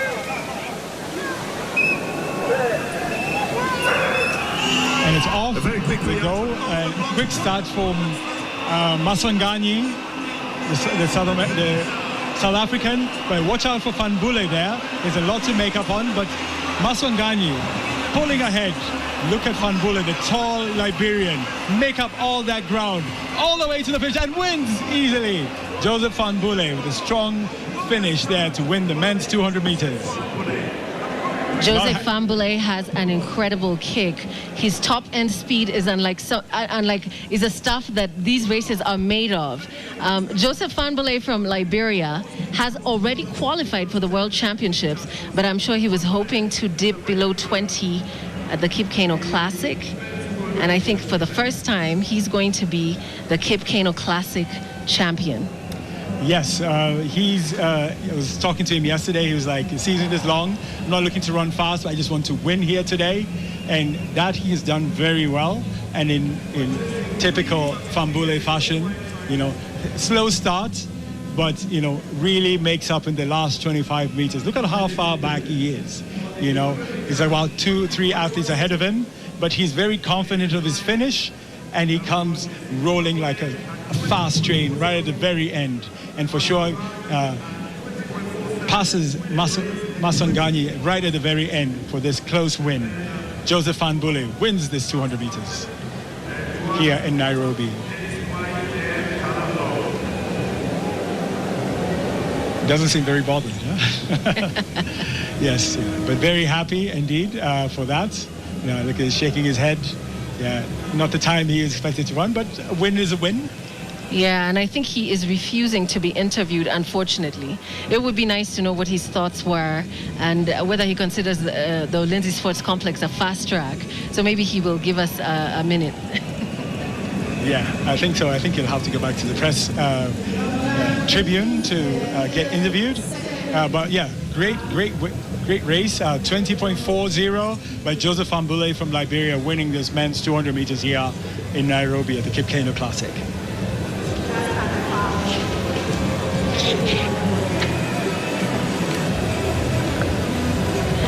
Joseph Fambule has a win this season. He came second to Courtney Lindsay in Rabat and came third to Letsile Tebogo and Courtney Lindsay in Doha. He was the first Liberian athletes to reach the World Championship final in the 200 meters in the previous past. Although he had great success in the University of Florida in the US at the collegiate side. So Joseph Fambule, followed by Sean Masongani, and Swiss William Rice make up the top three of the men's 200 meters here at the Keino Classic. Joseph Fambule is actually the reigning 100 and 200 African champion. And so it'll be, we are expecting good things from him as we head on to Tokyo. Yes, the fans are quite happy about the amazing performances they've seen so far, and great weather. Nice sunny weather here in Ulinzi Sports Complex today. As the Keino meeting continues. And if it stays this warm at 5:55 local time, it will be interesting to see what kind of times we achieve when Ferdinand Omanyala goes head-to-head with Bayanda Walaza, as well as Kennedy Lackland from Australia. And I think that will be the marquee event. It's really what we're all very patiently waiting to see.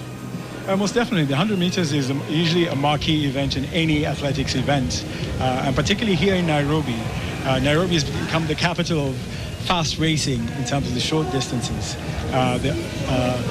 They've always run fast here, being the fast track or that helps the athletes run fast. But great weather so far, and being that this is a world championship year, a lot of the athletes want to show that their fitness levels are ready for that championship. So everybody comes to their A game here and want to run fast. And if there's a place that you would pick to qualify for the short sprints, it should be Nairobi. There's whether the times here should be taken seriously. What kind of altitude advantage do you think that sprinters get, and does that make them less of a consideration at different altitudes? Well, it definitely helps the sprint because the air is thinner for them, so they don't have to struggle too much through the thin air. As we go into the men's 1500-meter lineup, one of the blue ribbon events of this Keino Classic. Keino was known for his famous win in the Mexico City Olympics, winning the men's 1500 meters for Kenya back then. So it's an event I'm sure he'd pay close attention to. And this is the start list of the men's 1500 meters. A strong field of athletes, some experienced and some new, but yeah, we're looking to have a very exciting time with a target of 3 minutes 33 given to the pacemakers here.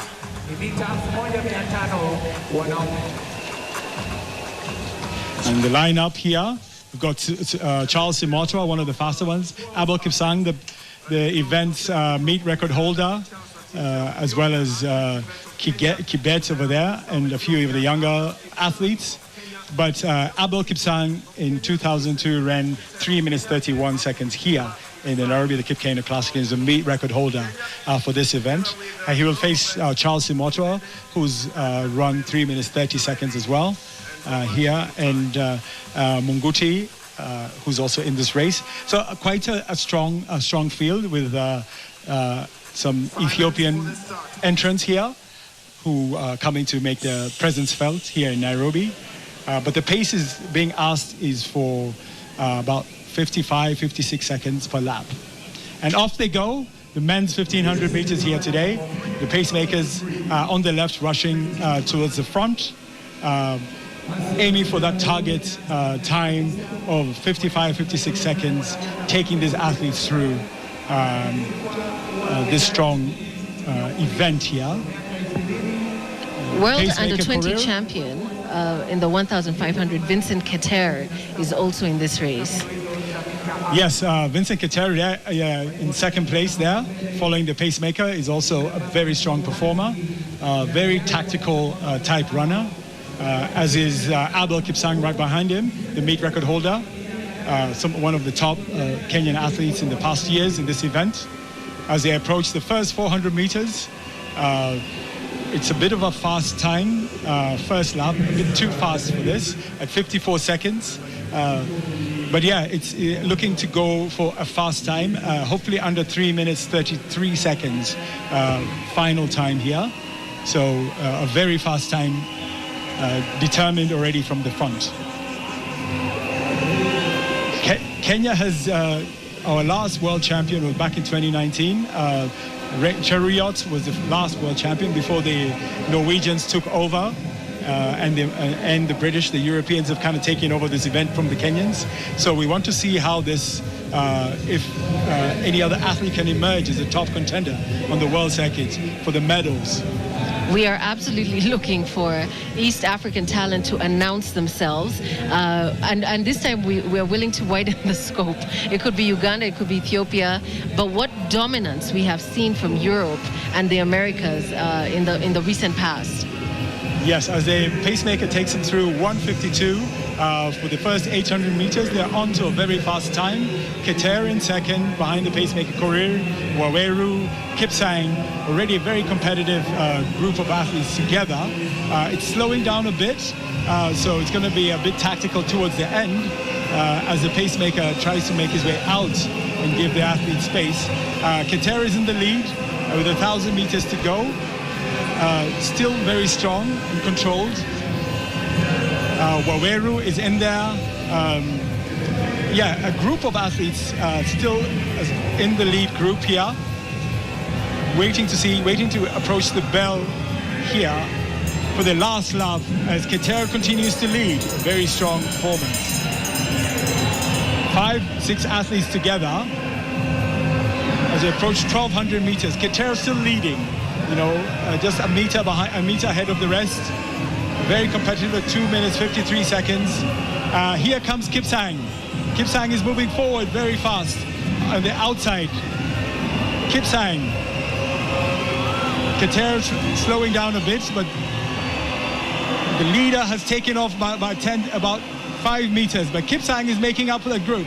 Kipsang, meet record holder, previous winner here of the Keino classes. Pulls away with 100 meters to go. Very strong.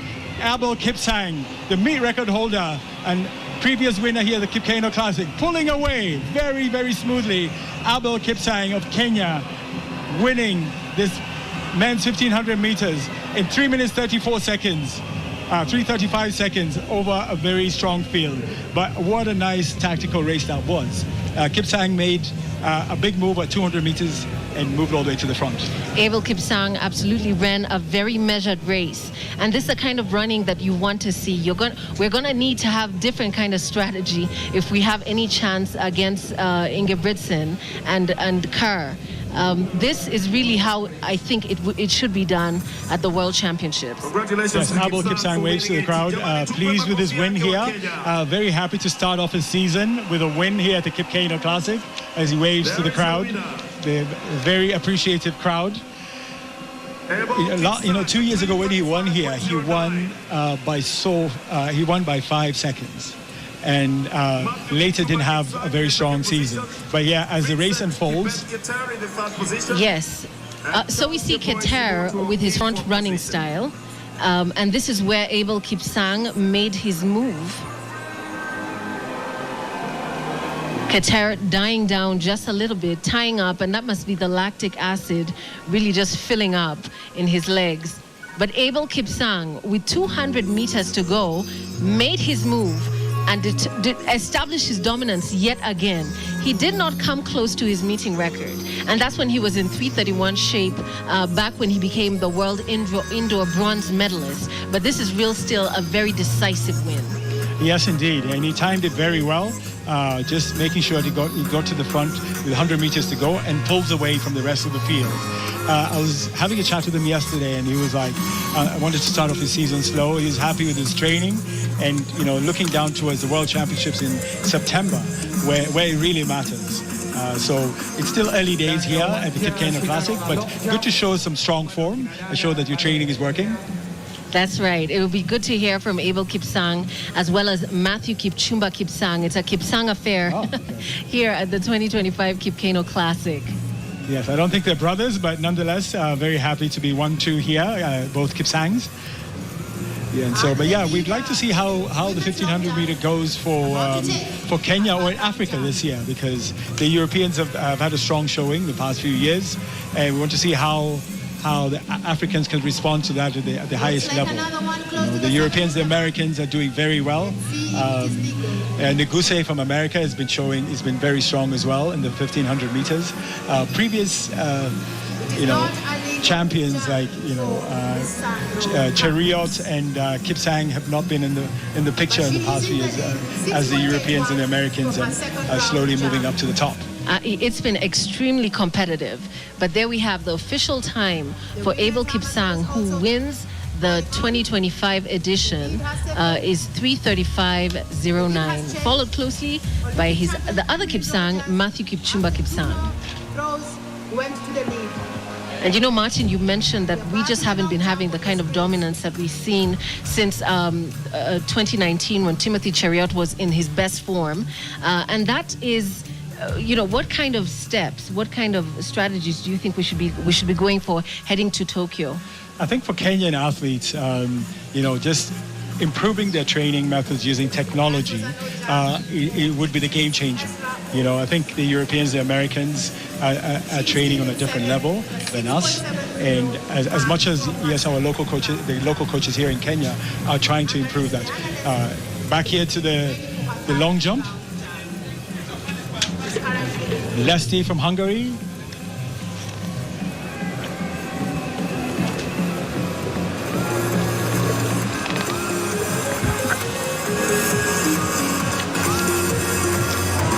That's right. This is Diana Lesti with her third try. She has jumped 6:30 at her second attempt. And this looks to me like it's over that. 6.30 from her second Yes, that was a round. decent jump. She's looking to see how far she's gone. Right by the board. Just missed the mark. Or if it is, it is, by inches. No jump. No jump. Right by the mark. There for Lesti from Hungary. Are looking for a 6.86 meter World Championship qualifier. That's quite unfortunate. The 27-year-old Hungarian has a season's best of 6:30 and an indoor season best of 6:31. And she's, to be a good jumper, you have to be a very capable sprinter. Speed on the runway is key. And so she's been doing a lot of the 100 meters and 200 meters this season, just getting ready, working on her practice, working on her speed for the long jump. Yeah, so that was a good mark actually for her. 6 meters 30 for fifth. She actually made that mark for this long jump. She's quite pleased. Hugging her competitors, finishing off the competition with a decent jump there, 6 meters 30. Oh, my apologies. So that was not a no jump. She actually, yes. Yeah. To my eye, mark. it looked like she was over the board. Yes, so she actually got the full board. Yes, and so. Oh, fantastic. Diana Lesti with a jump of 6:58 on her third attempt.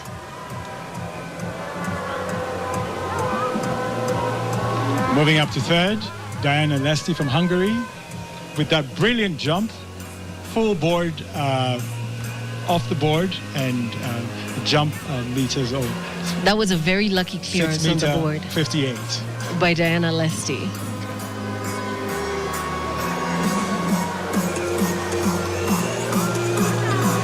Right, as the World Championship qualifying standard is 6.86, and we haven't seen that here today.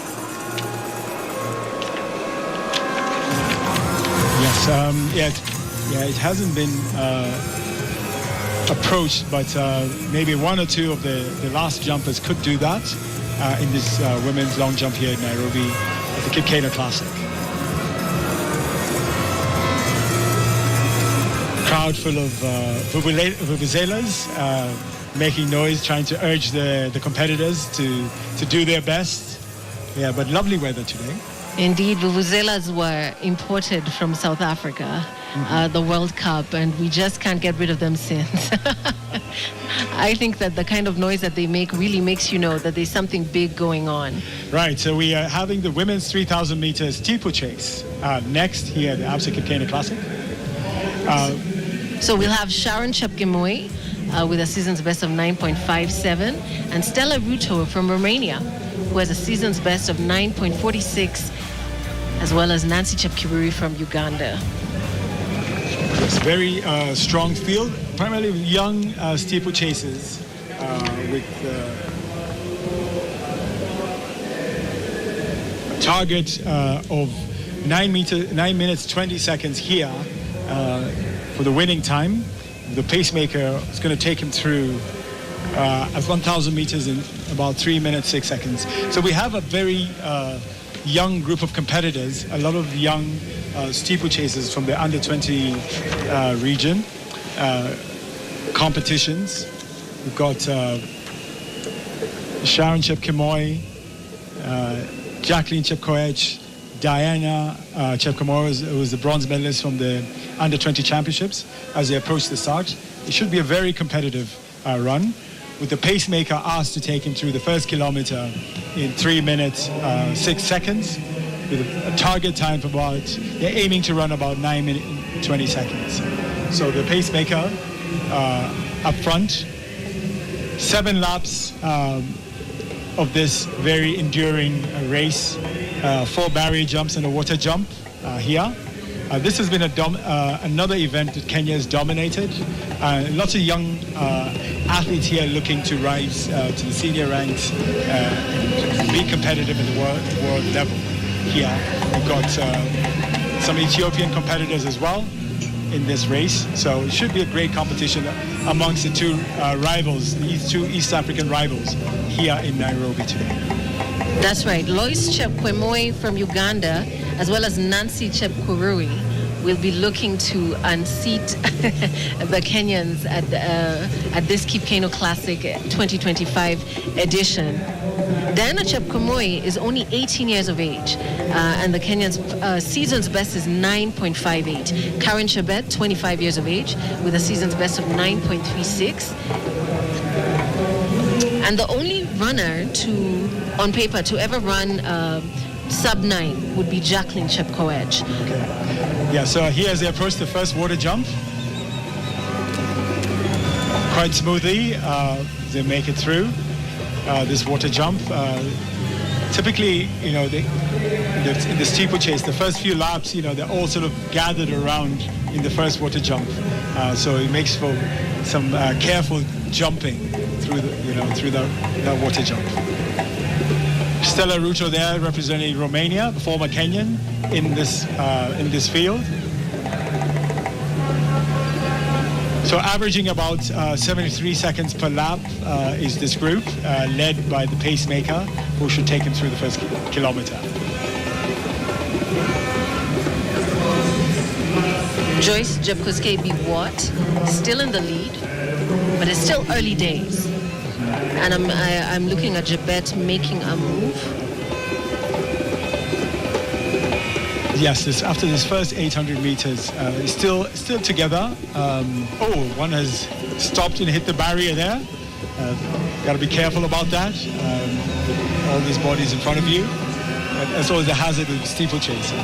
So then, do you run wide, Martin? How best do you clear the barrier when you're so stacked together? Yes, you try and keep it to the edge, but yeah, it sounds like she's hurt. She hit that barrier and is out of the race now. But the pacemaker continued to lead this women's steeplechase, Biwott, through the first kilometer. And it looks like she's right on pace, as was asked of her. 6 laps to go, first kilometer. She hit that barrier hard. Oh, no. Oh, that's an awful incident there. Not what you want to get into in a steeplechase. And it's not end your season. Right. It's not typically what you see that you see in a steeplechase. People running into the barrier and continuing to run. Yes. Because the kind of exertion that they are at, the level of exertion that they are at, sometimes just doesn't allow for that. Yes, most certainly. You have to keep your senses about you, when you're approaching barriers, because anything can happen. So it's Joyce Jepkoskei-Biwott in the lead, yes, followed closely. Continuing to lead. Followed now closely. We have a new leader past this water jump. Another fall there. These are the hazards of steeplechase once again. And how and that athlete has stepped out as the athlete hit the barrier, get some first aid. But the pace has definitely slowed. Biwott still leading the steeplechase. 4 minutes afterwards. And 4 laps to go. She So drops out. we're left 10 strong at this point. We have lost 2 athletes, and they are strung out Yes. with a clear with one leader. athlete there with about 5 meter lead, looking very smooth over the barriers. And yeah, Chepkoech is the leader now. Jacqueline Chepkoech, who has a very fast time from London, 8:56, under 9 minutes, which is the world-class standard for this event. Anything under 9 minutes is top class, and Jacqueline Chepkoech has done 8 minutes 57. And they're going to have to try and achieve sub 9:18 Yes. to be ranked with a qualifying standard. To qualify, yes. So the goal was 9:20, and Jacqueline Chepkoech still continues to lead here, the fastest in the field. With a 5 meter lead over Abeta, the Ethiopian, in second. Wasane Asefa of Ethiopia Yes. looking to close in. Yes, she's closing the gap now. Stutters before the barrier, but still very strong in between the barriers. And that's the difference, really. What you do between the barriers, is what if you can make up the gap between the barriers, that's where the advantage is. So the Ethiopians in 2 and 3, Asefa and Getahun, right behind Jacqueline Chepkoech in this women's steeplechase with 3.5 laps to go. 2,000 meters, 6 minutes 17 seconds. It's a decent time. They're on track to run a fast time. Jacqueline Chepkoech still pushing. The Ethiopians closing off at the water barrier here. Big difference of technique in jumping the water barrier between the Kenyan and the Ethiopians. She hurdles the entire barrier, whilst the Ethiopians step and push off the barrier. They've closed the gap again to Jacqueline Chepkoech. I wonder if that's tactical, so that she knows how to respond to that, and she's still in the lead. With 2 laps to go, Jacqueline Chepkoech still leading this women's steeplechase here. It's become very tactical, and another fall by one of the participants who hit the barrier. So that's three competitors who have had incidents in this women's steeplechase. I'm wondering if is it because it's early in the season that they're not quite gotten the experience of racing as much to know how to clear, to be careful around the barriers. Yes, and then it could also mean that the Ethiopians are just in better form, in better shape to be able to manage this. And give Jacqueline, who has the best time on this field. Certainly, but Jacqueline is dropping down to 3rd place as the Ethiopian takes the lead. Getahun taking the lead for the women's steeplechase, approaching the penultimate water barrier. Jacqueline seems to struggling in 4th place there. But the Ethiopians now in the lead. Still Gisebe in the lead. Years of age. Yes, and she has a personal best. Asefa and Tuta now in 2nd place. The Ethiopians are pulling away. And fighting hard with 200 meters to go as approach the last water jump. It's going to be a 1-2-3 Ethiopia, barring any incident. A 1-2-3 finish for the Ethiopians as they approach the last water jump. Careful all there, nonetheless, but still fighting for the winning place here. These 3 Ethiopian athletes all coming down to the last barrier, and Asefa has moved to the front and accelerates very smoothly. 5 meter distance to 2nd place. Asefa putting a wonderful performance to win the steeplechase here today. 9:30, and she pulls out something there, showing just clear up her face, thankful for that win. That's right. Asefa is only 18 years of age, and she was followed closely by Kena Tufa, and then Filiwot Gesese, only 19 years of age. So Ethiopia sent a very young contingent here, but they have showed their dominance. It doesn't look like this was an easy event on this track. certainly wasn't, because you have 3 incidents of athletes either hitting the barriers, and stepping aside, and affecting the quality of the race. So, but nonetheless, the Ethiopians put together a wonderful performance, going 1 to 3. And yet again, this is how it went. Initially, we saw Jacqueline Chepkoech leading, but she fizzled out towards the end. Then we had Gesese taking over, and this then spurred on Tufa and Asefa to come in and challenge for the Ethiopian 1, 2, 3. Gesese trying hard to maintain the lead, but she just didn't have enough in the tank. Asefa Wasane, at only 18 years of age, charging for the finish, and is a new title holder at the Keino Classic 2025 edition. The meet record actually belongs to Kazakhstan, Noah Jeruto Tanui. Yes, the former Kenyan who won here 3 years ago with a fantastic time here. But what a competitive event this has been. Full of incidents, three athletes hitting the barriers and dropping out, and that's what the steeplechase can be about. Nothing very predictable or smooth about an event like this. So Asefa being interviewed there, but talking about how she put together her win. 9 minutes 30 seconds here in Nairobi for the win for the women's 3,000 meter steeplechase. Wosano Asefa from Ethiopia, our winner.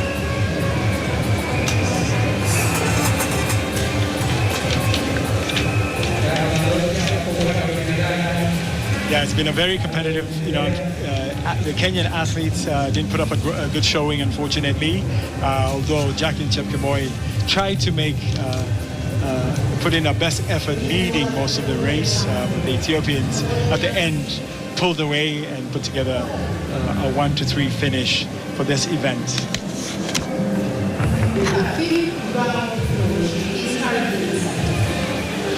This Keino Classic today has been an amazing competition so far here at the Ulinzi Sports Complex. Great weather, fantastic competitions, fast times all round so far. That's right. With the most electric atmosphere, Kenyans have really been the most entertaining of fans. We've seen Edmund Serem conquer the steeplechase in very, very good form. And we're back to the long jump, the women's long jump. This is Campos taking her jump. Powerful off the back. And she misses a few inches off the full board, but nonetheless a very strong jump.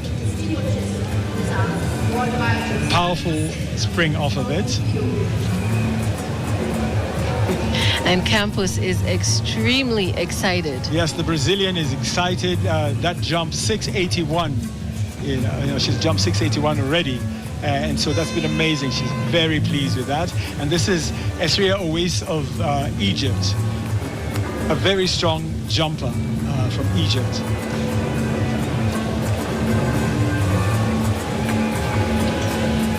Pushes off the block and flies very close to that 7-meter mark. She's the African Championship bronze medalist 2022 in the long jump. Also looking extremely happy with her jump. 6.94. Yes, that's tremendous. Yeah, and that means that she has qualified. She now qualifies for the World Championships. And here's the results of the women's steeplechase. Ethiopians going 1, 2, 3. Wosano Asefa, the winner, in 9 minutes 30 seconds. Three athletes falling out due to injury.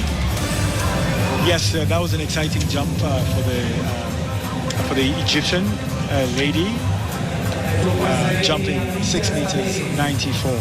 Approaching 7 meters is a big deal. And I believe she's just set a new Egyptian record in the long jump, because she had set it herself back in 2022 at 6.75 meters, and she goes ahead and betters that. And beats Maisel Campos, the Brazilian, by 10 centimeters. and Campos was the favorite coming in. So that was a big deal for Owis from Egypt. Currently in 5th place.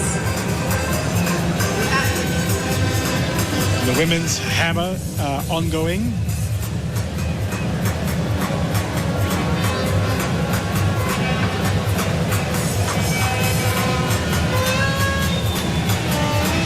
So the French Rose Loga, the 72 meters throw.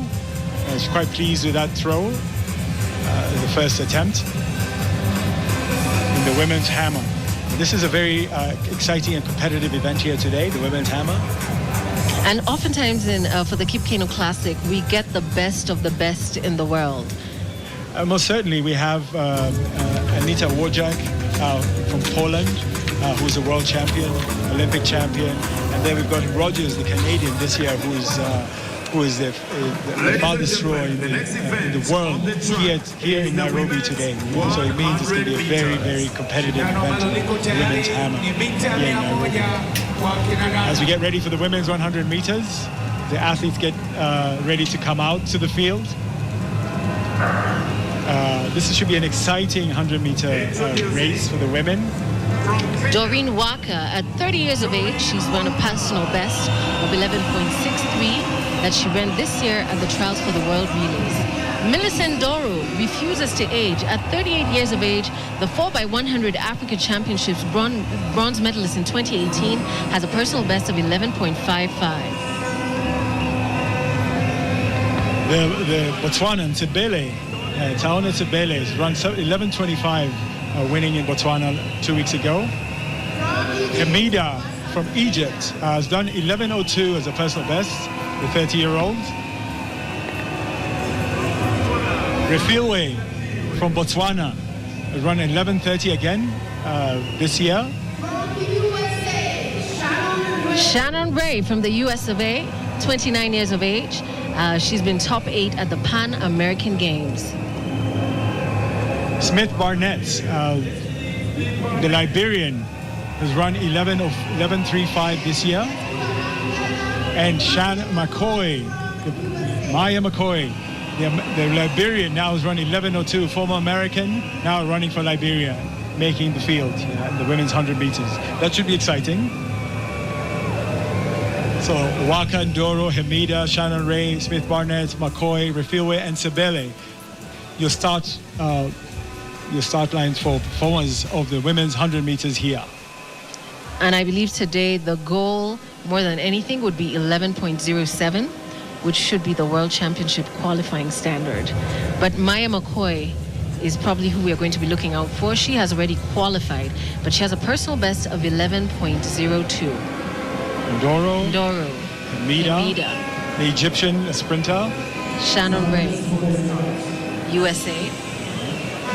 Smith Barnett, Liberia. Maya McCoy, Liberia. Murangi Refilwe from Botswana. And that makes up the lineup of the women's 100 meters.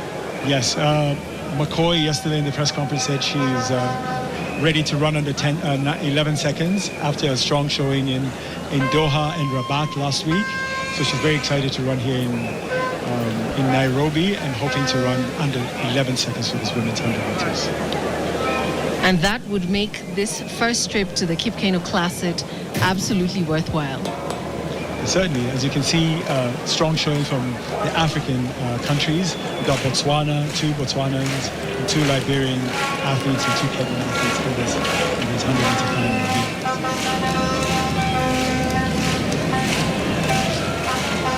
As they get ready to get on the blocks of the women's 100 meters here, Maya McCoy, former American running for Liberia, is one of the favorites here, looking to run under 11 seconds here after the Sports Complex.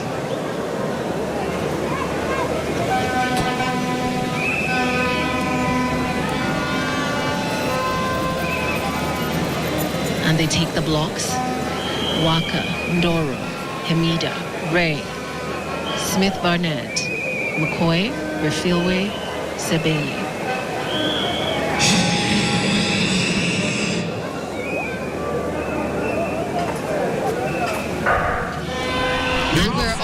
a clean start. Keino looks like she's winning, but here comes Destiny. Destiny from Liberia, being given a run for her money by McCoy.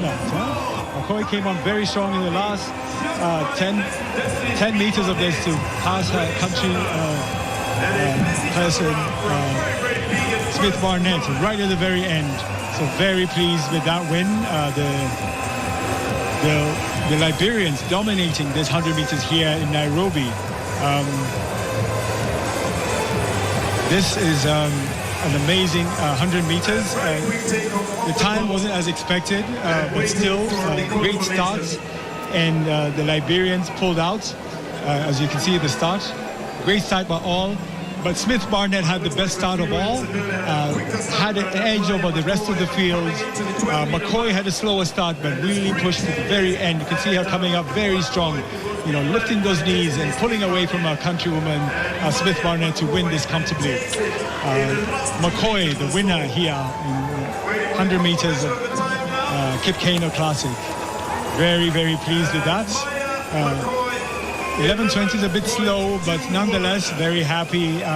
Maya McCoy, 11:21, winner of this women's 100 meters here at Lindsay Sports Complex. Keino Classic once again produces an exciting event. Well, Maya McCoy just proving that she's the most informed athlete of the field. With a personal best, season's best of 11.02, that kind of dominance is really what we should have expected. Her top end speed is what she had more in the tank, way more than Destiny Smith Barnett, but it's still a Liberian affair at the Keino Classic 2025 edition. Absolutely, she made up for that poor start and closed the gap to Smith Barnett very quickly towards the end, coming up with the win. So McCoy, very excited, and now looking forward to other major events. Having come from Rabat and Doha, running very strongly. And here are the official results. Maya McCoy and Destiny Smith Barnett of Liberia in 1 and 2 with 11:21, 11:29, and Hamida Bassant, 11:49. The women's hammer throw continues. Very strong performance there. There hasn't been much change in the lead. Cameron Rogers still leading the competition. And here she is now. Maya McCoy looked very heavy in her start. Fifth round. It seems to me like she took a long while to pick up and just get into her running. Yeah, she seems like her start is not the strongest. That looks well over 70 meters. Left in the blocks. She's currently leading with 77.93 from her fourth round. So she says that she had a slow start, she got left in the blocks and just made up for it quickly. With 74.21. Disappointed with her start. She didn't execute very well, but she more than made up for it. Long jump also continues. Of the race as she caught up with her countrywoman. In her final jump Barnett, and from France. Came up with a win. So she's quite pleased with the win here today. Let us show her some support, ladies and gentlemen. She's asking for your support. Turns out there's a strong headwind that's affecting the times. There's a 1.3 meter headwind that's making the sprint races a bit slower than we expected. So that headwind is a factor today. Right. And in picture, we have Hogui So, the 29-year-old from France. She has a personal best of 6.72. That was her final and she looks like she is pleased with her most recent jump. Or was it a no jump? Let's see how that goes. She seems... it doesn't look to me like it was over 6 meters. Best of 5.9. Let's see how far that jump went.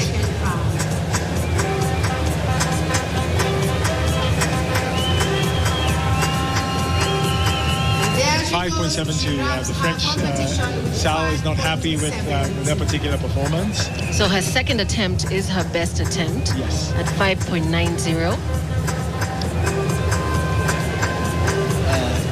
And so to go, we have Danielle Nolte, Diana Lesty, Maya Bedrach, Lissandra Campos, and Esra Owis with their 6 attempts. So this 6 attempts will determine the winners as that series gets started. We move on to the track for the men's 800 meters. A very strong field here, made up of Kenyans, a former Kenyan running for the US, and Botswanans. and Algerian here. We've got former Olympic bronze medalist Ferguson Rotich on his way back there. Here, he won the bronze medal in the previous Olympics. Very strong, tall performer in Ferguson Rotich. The 2021 Olympic silver medalist, running for the Kenya Armed Forces, KDF, Ferguson Rotich. Khalid Ben Mahdi, 30-year-old from Algeria, running 146.10, running here in Nairobi for his first time. The Botswanans, Moketi, 21-year-old, has run 145 seconds. Tumon Kape has run a fantastic 144.60 in Gaborone 2 weeks ago. And now here's the former Kenyan running for America, Jonah Koech, who won the Rabat 1500 Diamond League last week, beating top Kenyans. He's back to his event. Chiminingwa, 142.10 performer, national team member. Kibene, Nicholas Kibene, run 144.80. Young Kibene there in lane 3. Kipngetich, the short Kipngetich, Alex Kipngetich, 143.70. Very quick performer running for Kenya. And Cornelius Tuwei, another top performer from Kenya in lane 1, a 143.60 performer. And this doesn't have Olympic champion Emmanuel Wanyonyi here, so running the Grand Slam Tour in Philadelphia. But what a strong field this is, made up of the Ethiopians. The former Kenya running for America, Jonah Koech, right there in the middle. Very strong performance last week in Rabat. Let's see what he does in his event here. But yeah, very strong performance here. Pacemaker going out. He's been asked to run 49 seconds for the first 400 meters in this 800 meters. Ben Mahdi is it, the pacemaker from Algeria, leading the pack. 25 seconds. Here, all the performers making their way with 500 meters to go. Kibene in there, Jonah Koech, Cornelius Tuwei, and then now the Botswanans making up the field. Coming to the bell at 49 seconds. The time has been asked for, a very fast time by the Algerian as he steps aside, done his job well. But now the field is coming together. The first 3, Jonah Koech in there, Nicholas Kibene, 300 meters to go. Kibene in the lead, pushing hard. But now here comes Jonah Koech moving up to second. Pushing after with 600 meters to go, a very fast split there, 117. Jonah Koech hangs on to Nicholas Kibene, the American, the former Kenyan, now pushing to challenge for the lead with Kibene and Jonah Koech, the American, pushing out, but American Jonah Koech pulls away from Nicholas Kibene to win this in a very strong time of 143 seconds, 143.3. That's tremendous. What a performance by Jonah Koech, the former Kenyan running for America, now winning this men's 800 meters here at the Keino Plaza. The battle was essentially between Jonah Koech and Nicholas Kiplangat Kibene. Nicholas Kiplangat Kibene and Jonah Koech are about the same age, and if there's something that Jonah Koech is passionate about, it is his kit company. It is the company that sponsors him, because even in Doha, that's really all that he was celebrating.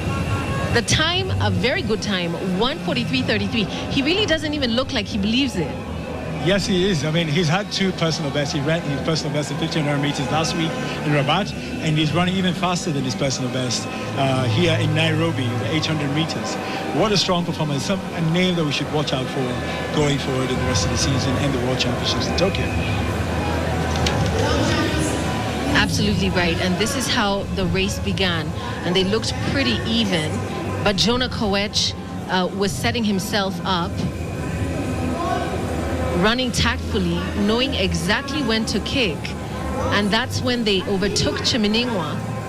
And it was a fierce battle for the finish line between Jonah Koech and Nicholas Kiplangat, and the stronger man on the day was Jonah Koech. running a personal best in the country of his birth. And that's really the kind of statement that he's made here today. Yes, most definitely. He's made a huge statement on who he's going to be in the future of the championships. You know, beating the Kenyans here at home. Yes, this is his home, but it's his former home, running for the USA now. But a very, very fast finisher, Jonah Koech is, as we saw last week even in Rabat. The last 50 meters, he comes on very, very strongly. Yeah, that's a winner in that fantastic time of 1 minute 43, 32 seconds. Yeah. Tremendous performance. Yeah, it's not running, you know, those kinds of times here. It's quite remarkable in this early season. Right, Manu? I believe that Jonah Koech is making it known that he's someone to be considered, seriously considered, heading to Tokyo. Yeah, definitely. And back here to the women's hammer throw, and Cameron Rogers missed out on her 2 throws, so she's keen to make this mark in this throw. So she's quite comfortable throwing that up, but still an amazing throw by Cameron Rogers. Given that she had 2 misses in her first 3 throws, she wants to make a mark. She is the world leader at the moment, and she wants to be complete. Cameron Rogers. So she's keen to see a mark on the field that is legitimate, and it is 74 meters 73. Her third throw. It's still a solid performance. She definitely can do better. She's thrown better this season.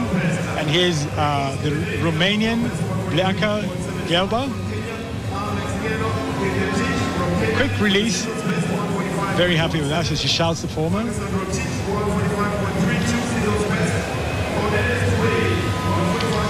Gelba from Romania. A solid throw there.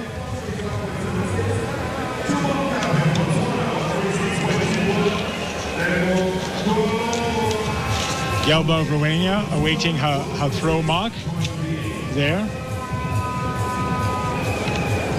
And it's 73 meters, 31 for our 4th attempt in this women's hammer. As we hear Jonah Koech talking about how proud he is to be back winning the races and winning at home, most importantly here in Kenya, because nobody expected him to do so, given his support by his sponsor, who supported him throughout the process. He's quite happy about, running very well here in Nairobi, Kenya. Back to the women's hammer. Lano. Beatrice Yano with her 4th attempt. Beatrice Yano from Norway. We're just going to wait for the mark to show up the graphics. And it falls short of 70 meters. And it's a foul. It's been declared a no throw. Yes, that was a foul.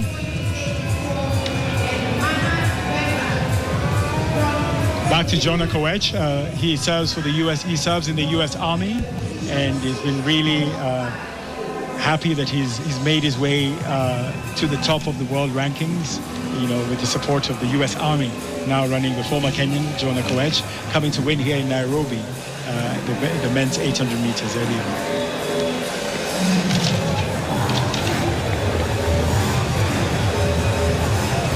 Again, as you can see, the crowd is quite happy for those amazing performances, waiting for even more amazing performances. We're back to the women's long jump.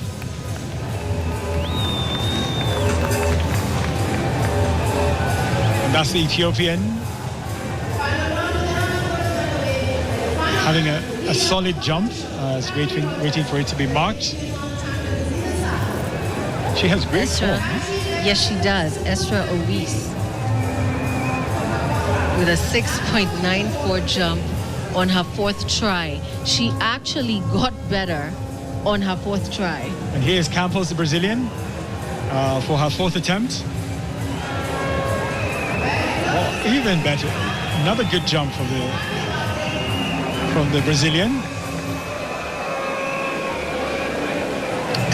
perfect on the board. And she ends up jumping 6.84. Yes, now she's in second place behind Owis, the Egyptian.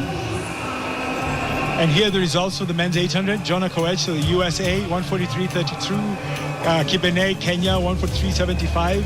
And Alex Kimetich, 145.17. What a strong performance at the top of this men's 800 meters. And since 2024, we've been seeing some crazy fast times in Nairobi.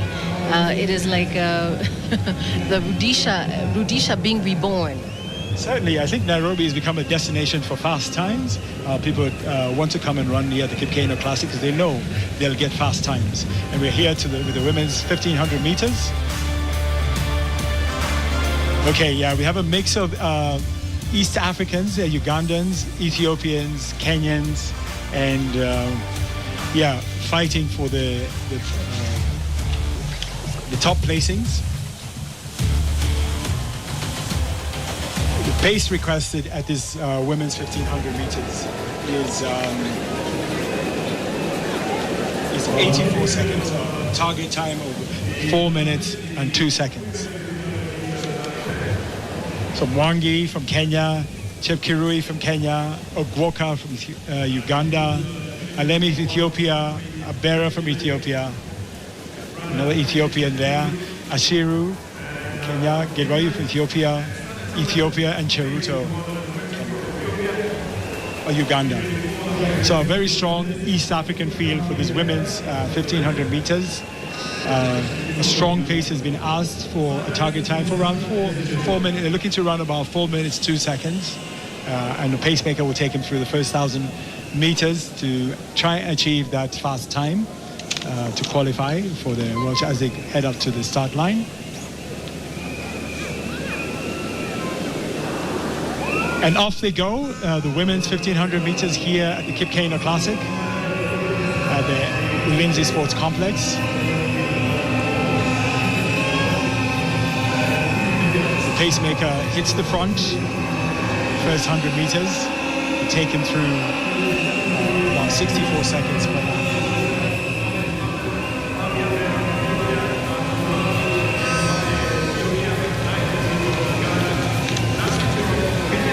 Abera Chemutai in leading the event with Abera in second.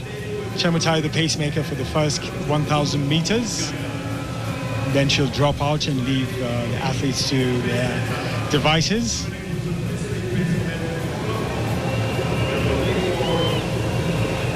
The pacemaker about 10 meters ahead of the rest.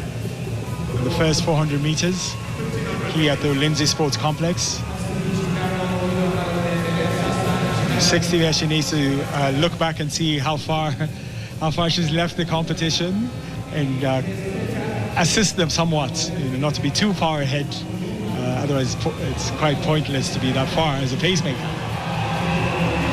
And the field, again, solid together. A group of about 7, 8 together as Chemutai tries to slow down a bit. She's not really helping them. But here is the leader of the race, Abera from Ethiopia. And it's bunched up, a group of about 7, 8 athletes. It's become a bit tactical just to see how that goes, as the pacemaker has not been of much help. With 2 laps to go, the pace has slowed down to 67. And the field did not really bother to chase after the pacemaker, as the pacemaker has stepped out with 200 meters, with 800 meters done.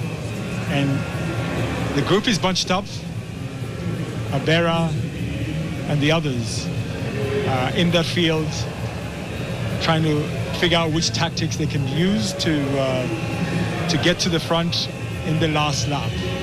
But still very competitive between the Kenyans and the Ethiopians here.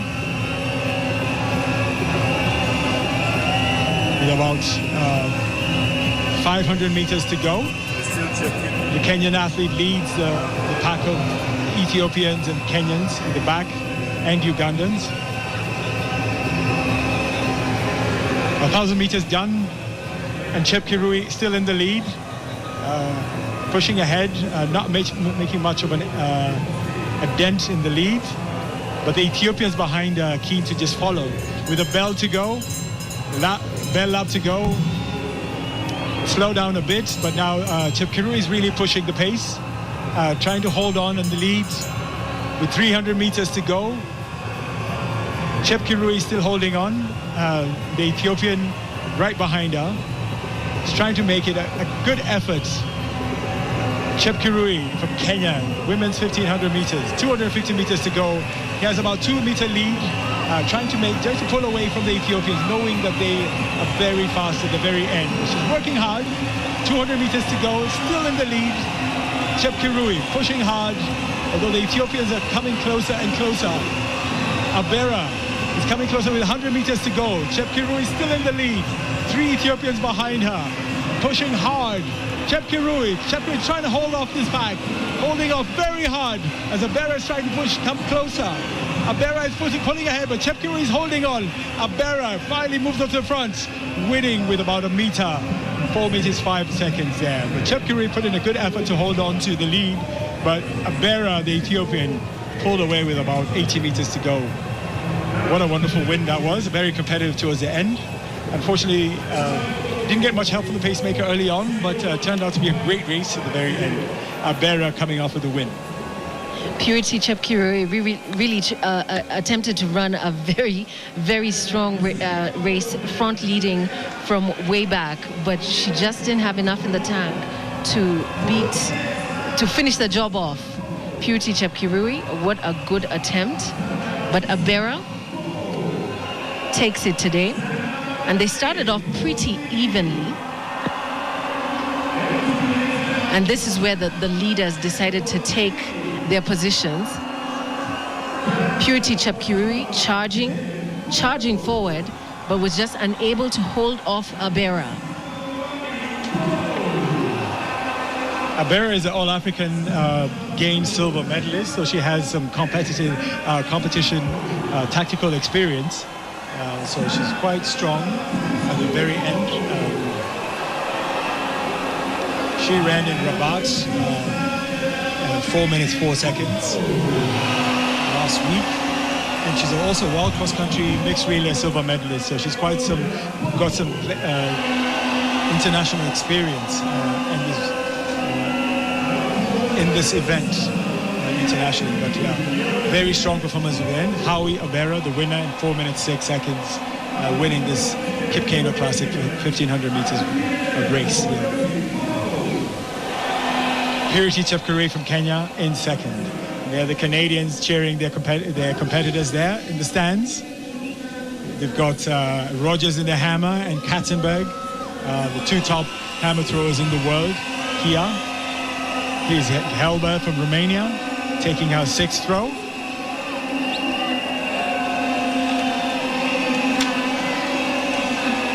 Seems to be very pleased with that, and it's over 70 meters. Again, she's having consistent series of throws over 70 meters. Helber, the Romanian.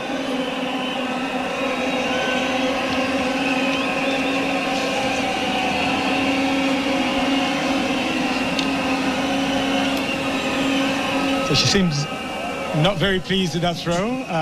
Didn't get to the top, didn't improve, but still throwing 73.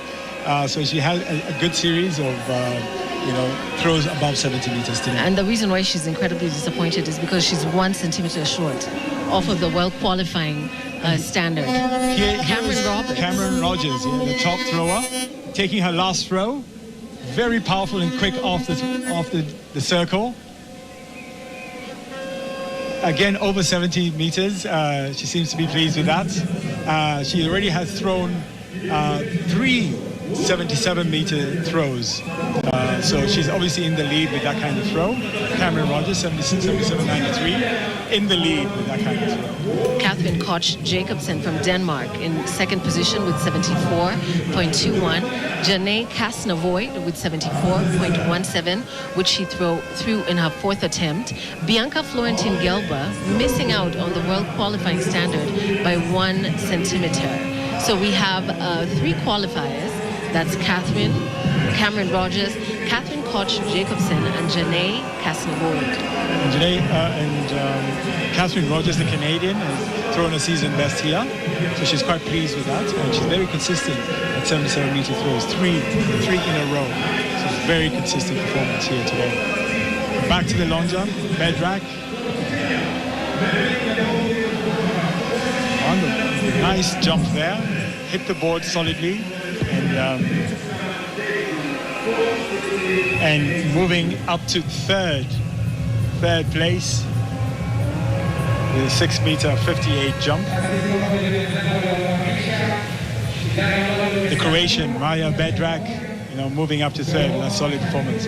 Again, here's the Brazilian Campos, very smooth on the runway, pushing off the jump. Not quite sure where that goes. We're waiting to see the result of the jump. But yeah, hit the board perfectly, got the most out of the board, and has moved on to 6 meters 84.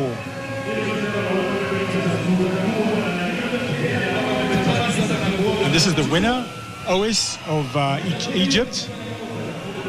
Beautiful form. Time for the marquee event. The men's 100 meters. Yes, this is the marquee event, and this is the reason why Kenya is the destination for fast times. We've always run under 10 seconds here, with the fastest event being the record being 9.76 in 2021. African record holder Omanyala is here. Ferdinand Omanyala, 9.77 is here. Asamota Duan of Canada. He's doubling because he ran the 200 meters and he's now running the 100. Cloud Itongyu from Cameroon with a personal best of 10.13. He was fourth in the Cape Keino Classic 200 meters last year. Mark Otieno Odhiambo, 32 years of age. He has a 10.05 personal best that he ran in 2021.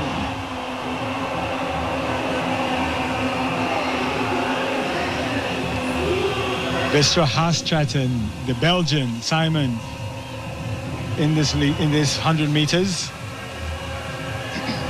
Also doubling, Sean Masangwani. He is part of the 4x100 Olympic silver medalist team from the 2024 Paris Olympics. A 991 performer, coached by Carl Lewis. Kennedy Lackland. There's been such a reawakening of athletics in Australia. Kennedy Lackland, at 21 years of age, is a 60-meter world indoor silver medalist. Bayanda Walaza, he ran his personal best of 9.94 just last weekend. He has already qualified for the World Championships, and I'm sure he's looking to make a mark here today. I haven't spotted Ferdinand Omanyala yet. Oh, well, here it is. Last but not least, Ferdinand Omanyala from Kenya, the African record holder, 9.77, and just recently broke the 150-meter record as well. Here to prove his worth against these upcomers. Yes, he ran the 6th fastest 150 meters of all time. Ferdinand Omanyala, listen to that roar. That is a roar of the supporters of Ferdinand Omanyala. Yeah, and Ferdinand has a habit of really running fast, a habit I would call it, of really running fast in Kenya. And he hasn't dipped sub 10 any time in the season. So we'll be looking to see if today will be the day that he goes for it. I hope that headwind won't slow things down in this 100 meters as it has in the previous events. There's been a strong headwind that could slow these athletes down. But nonetheless, it'll be a very competitive race. Bayanda Walaza, the 18-year-old from South Africa, very excited to be here in Nairobi. He broke 10 seconds last year. He ran 9.94, so he's the fastest in the field this season. And speaking to him last night, he said he's very keen on winning. He's not concerned about how fast he'll run. He just wants to win. So this should be a great challenge for Omanyala to deal with this young South African. Yeah. Verhestresten, William Race, Claude Itangu, and Duan Esamota are all doubling. They ran the 200 meters earlier, and this is exactly the kind of practice that you need if you want to do both the 1 and 2 at the World Championships. Yes, this is going to be exciting race here, because the build-up to this event, the South African has been running well. Omanyala has been running as well. He hasn't broken 10 seconds so far, so he's keen to make his mark here and show who's boss here at home. He wants to show that, he is boss here in Nairobi.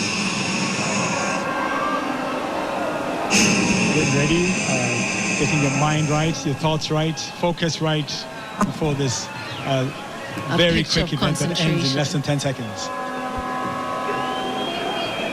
But, place right next to Wanzala. It's going to be really good to get into his mind. Bayanda Wanzala in personal best shape. Certainly, yes. And he's the only man here who's run sub 10. And 18 years old only. So yeah, let's see how it goes against the African record holder. Kennedy Lackland as well. Yes. On their blocks. See who gets a good start.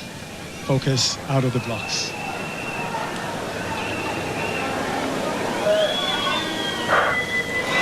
And they're off.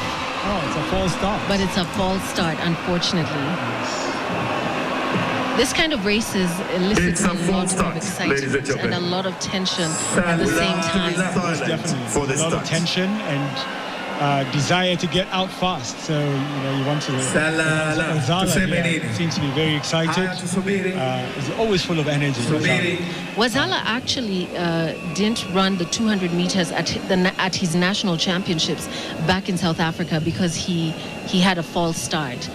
So what a false start does to the athlete, you're thrown out of the field. To my eye, I really couldn't tell if anyone false started or there was a small twitch. Yeah, it could be a small twitch. Nobody's been flagged off yet. So let's see how that goes. But nonetheless, what a false start does, like I said earlier, it keeps the athletes a bit more cautious coming out the blocks this time. So they're a bit more careful to get out. So that maybe it's not decided out of the start. So everybody gets a green. It's been determined to be a flag. green card. Yeah.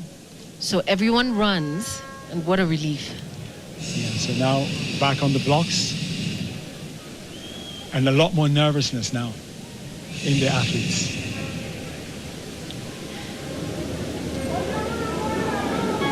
And for some reason, this is actually a common fixture at the Keino Classic. This race always has so much tension.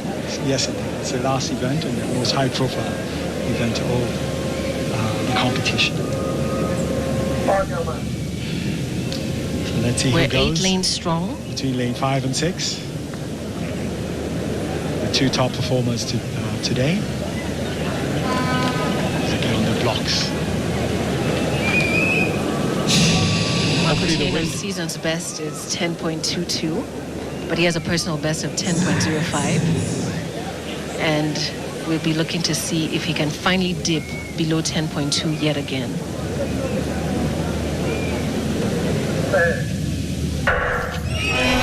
And we're off cleanly this time around. Lackland and Bayanda Wanzala. And it's actually Lackland at the...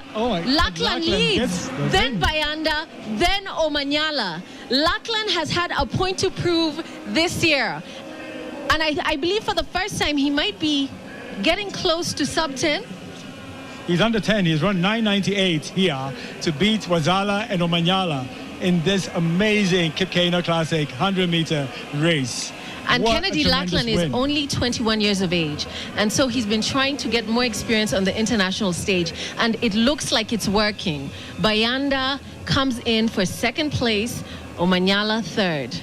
And as the start, after the second round of the start, Lackland got a great start next to Wanzala and Omanyala. He had the best start and kept on going. He maintained it all the way to the finish as Wanzala tried to close, but it was not to be. Lackland, the Australian, wins in 9:98. Very, very strong race here with a bit of a headwind, but he's very pleased with that event, with that result. Lachlan The from indoor Australia. silver medalist. Lachlan Kennedy from Australia, 9:98, winning the men's 100 meters at the Keino Classic. What a performance against a very strong field. 9.98 indeed is his personal best. So Lachlan runs under 10 for the first time here in Nairobi. He's a world indoor silver medalist, and that is exactly what gave him the advantage that he needed. He had a near perfect start and was able to maintain form and keep his speed all the way to the finish. Bayanda Walaza in second position with 10.03 and Ferdinand Omanyala with a 10.07. Lachlan Kennedy, the Australian, winning here. Come from a very strong indoor season where he focused on the 60 meters, gave him that positive start that he has maintained throughout the race today, winning very, very strongly in 9:98, his first under 10 this season. What a very strong. And I think Lachlan is just announcing that he's really one of the top contenders in Tokyo this year. Yeah, it's a long season to Tokyo, so sometimes the results, it may not have much of a impact in September, but nonetheless a great performance. You definitely want to have that confidence going into World Championships, winning early in the season, but it's the late season that counts. Whether you can produce those kinds of performance later is what matters. But nonetheless, it's always good to have a win here in the early season and beat seasoned competitors.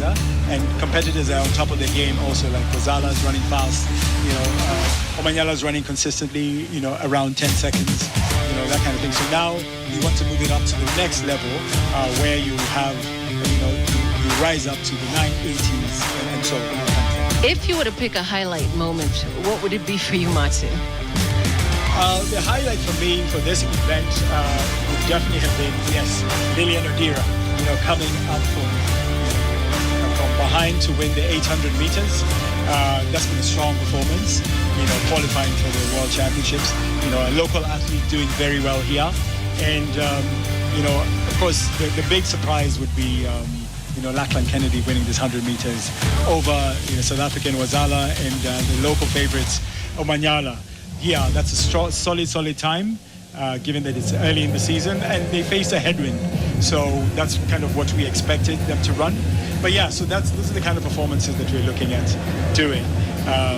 But it's been a tremendous event here so far. It sure has.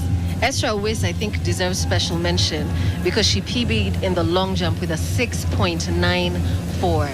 Very, very, very decisive jumping from Esra as well from Egypt. Yes, and then in the men's field events, Ethan Katzenberg winning that the men's hammer with the season world lead here in Kenya. That's quite impressive. Impressive performance. Thank you so much for joining us for the World Athletics Continental Tour Gold here in Nairobi, Kenya for the Keino Classic 2025 edition. The tour now moves to Netherlands on the 9th of June in Hengelo. Yes, it's been a great afternoon calling out the races here. It's always a pleasure commentating here in Nairobi for the Keino Classic. This is our 6th time doing this, so we look forward to a greater status for the event next year. Hopefully get to Diamond League status, and bringing in better performers, bigger performers here in Nairobi, Kenya, the destination for pastime.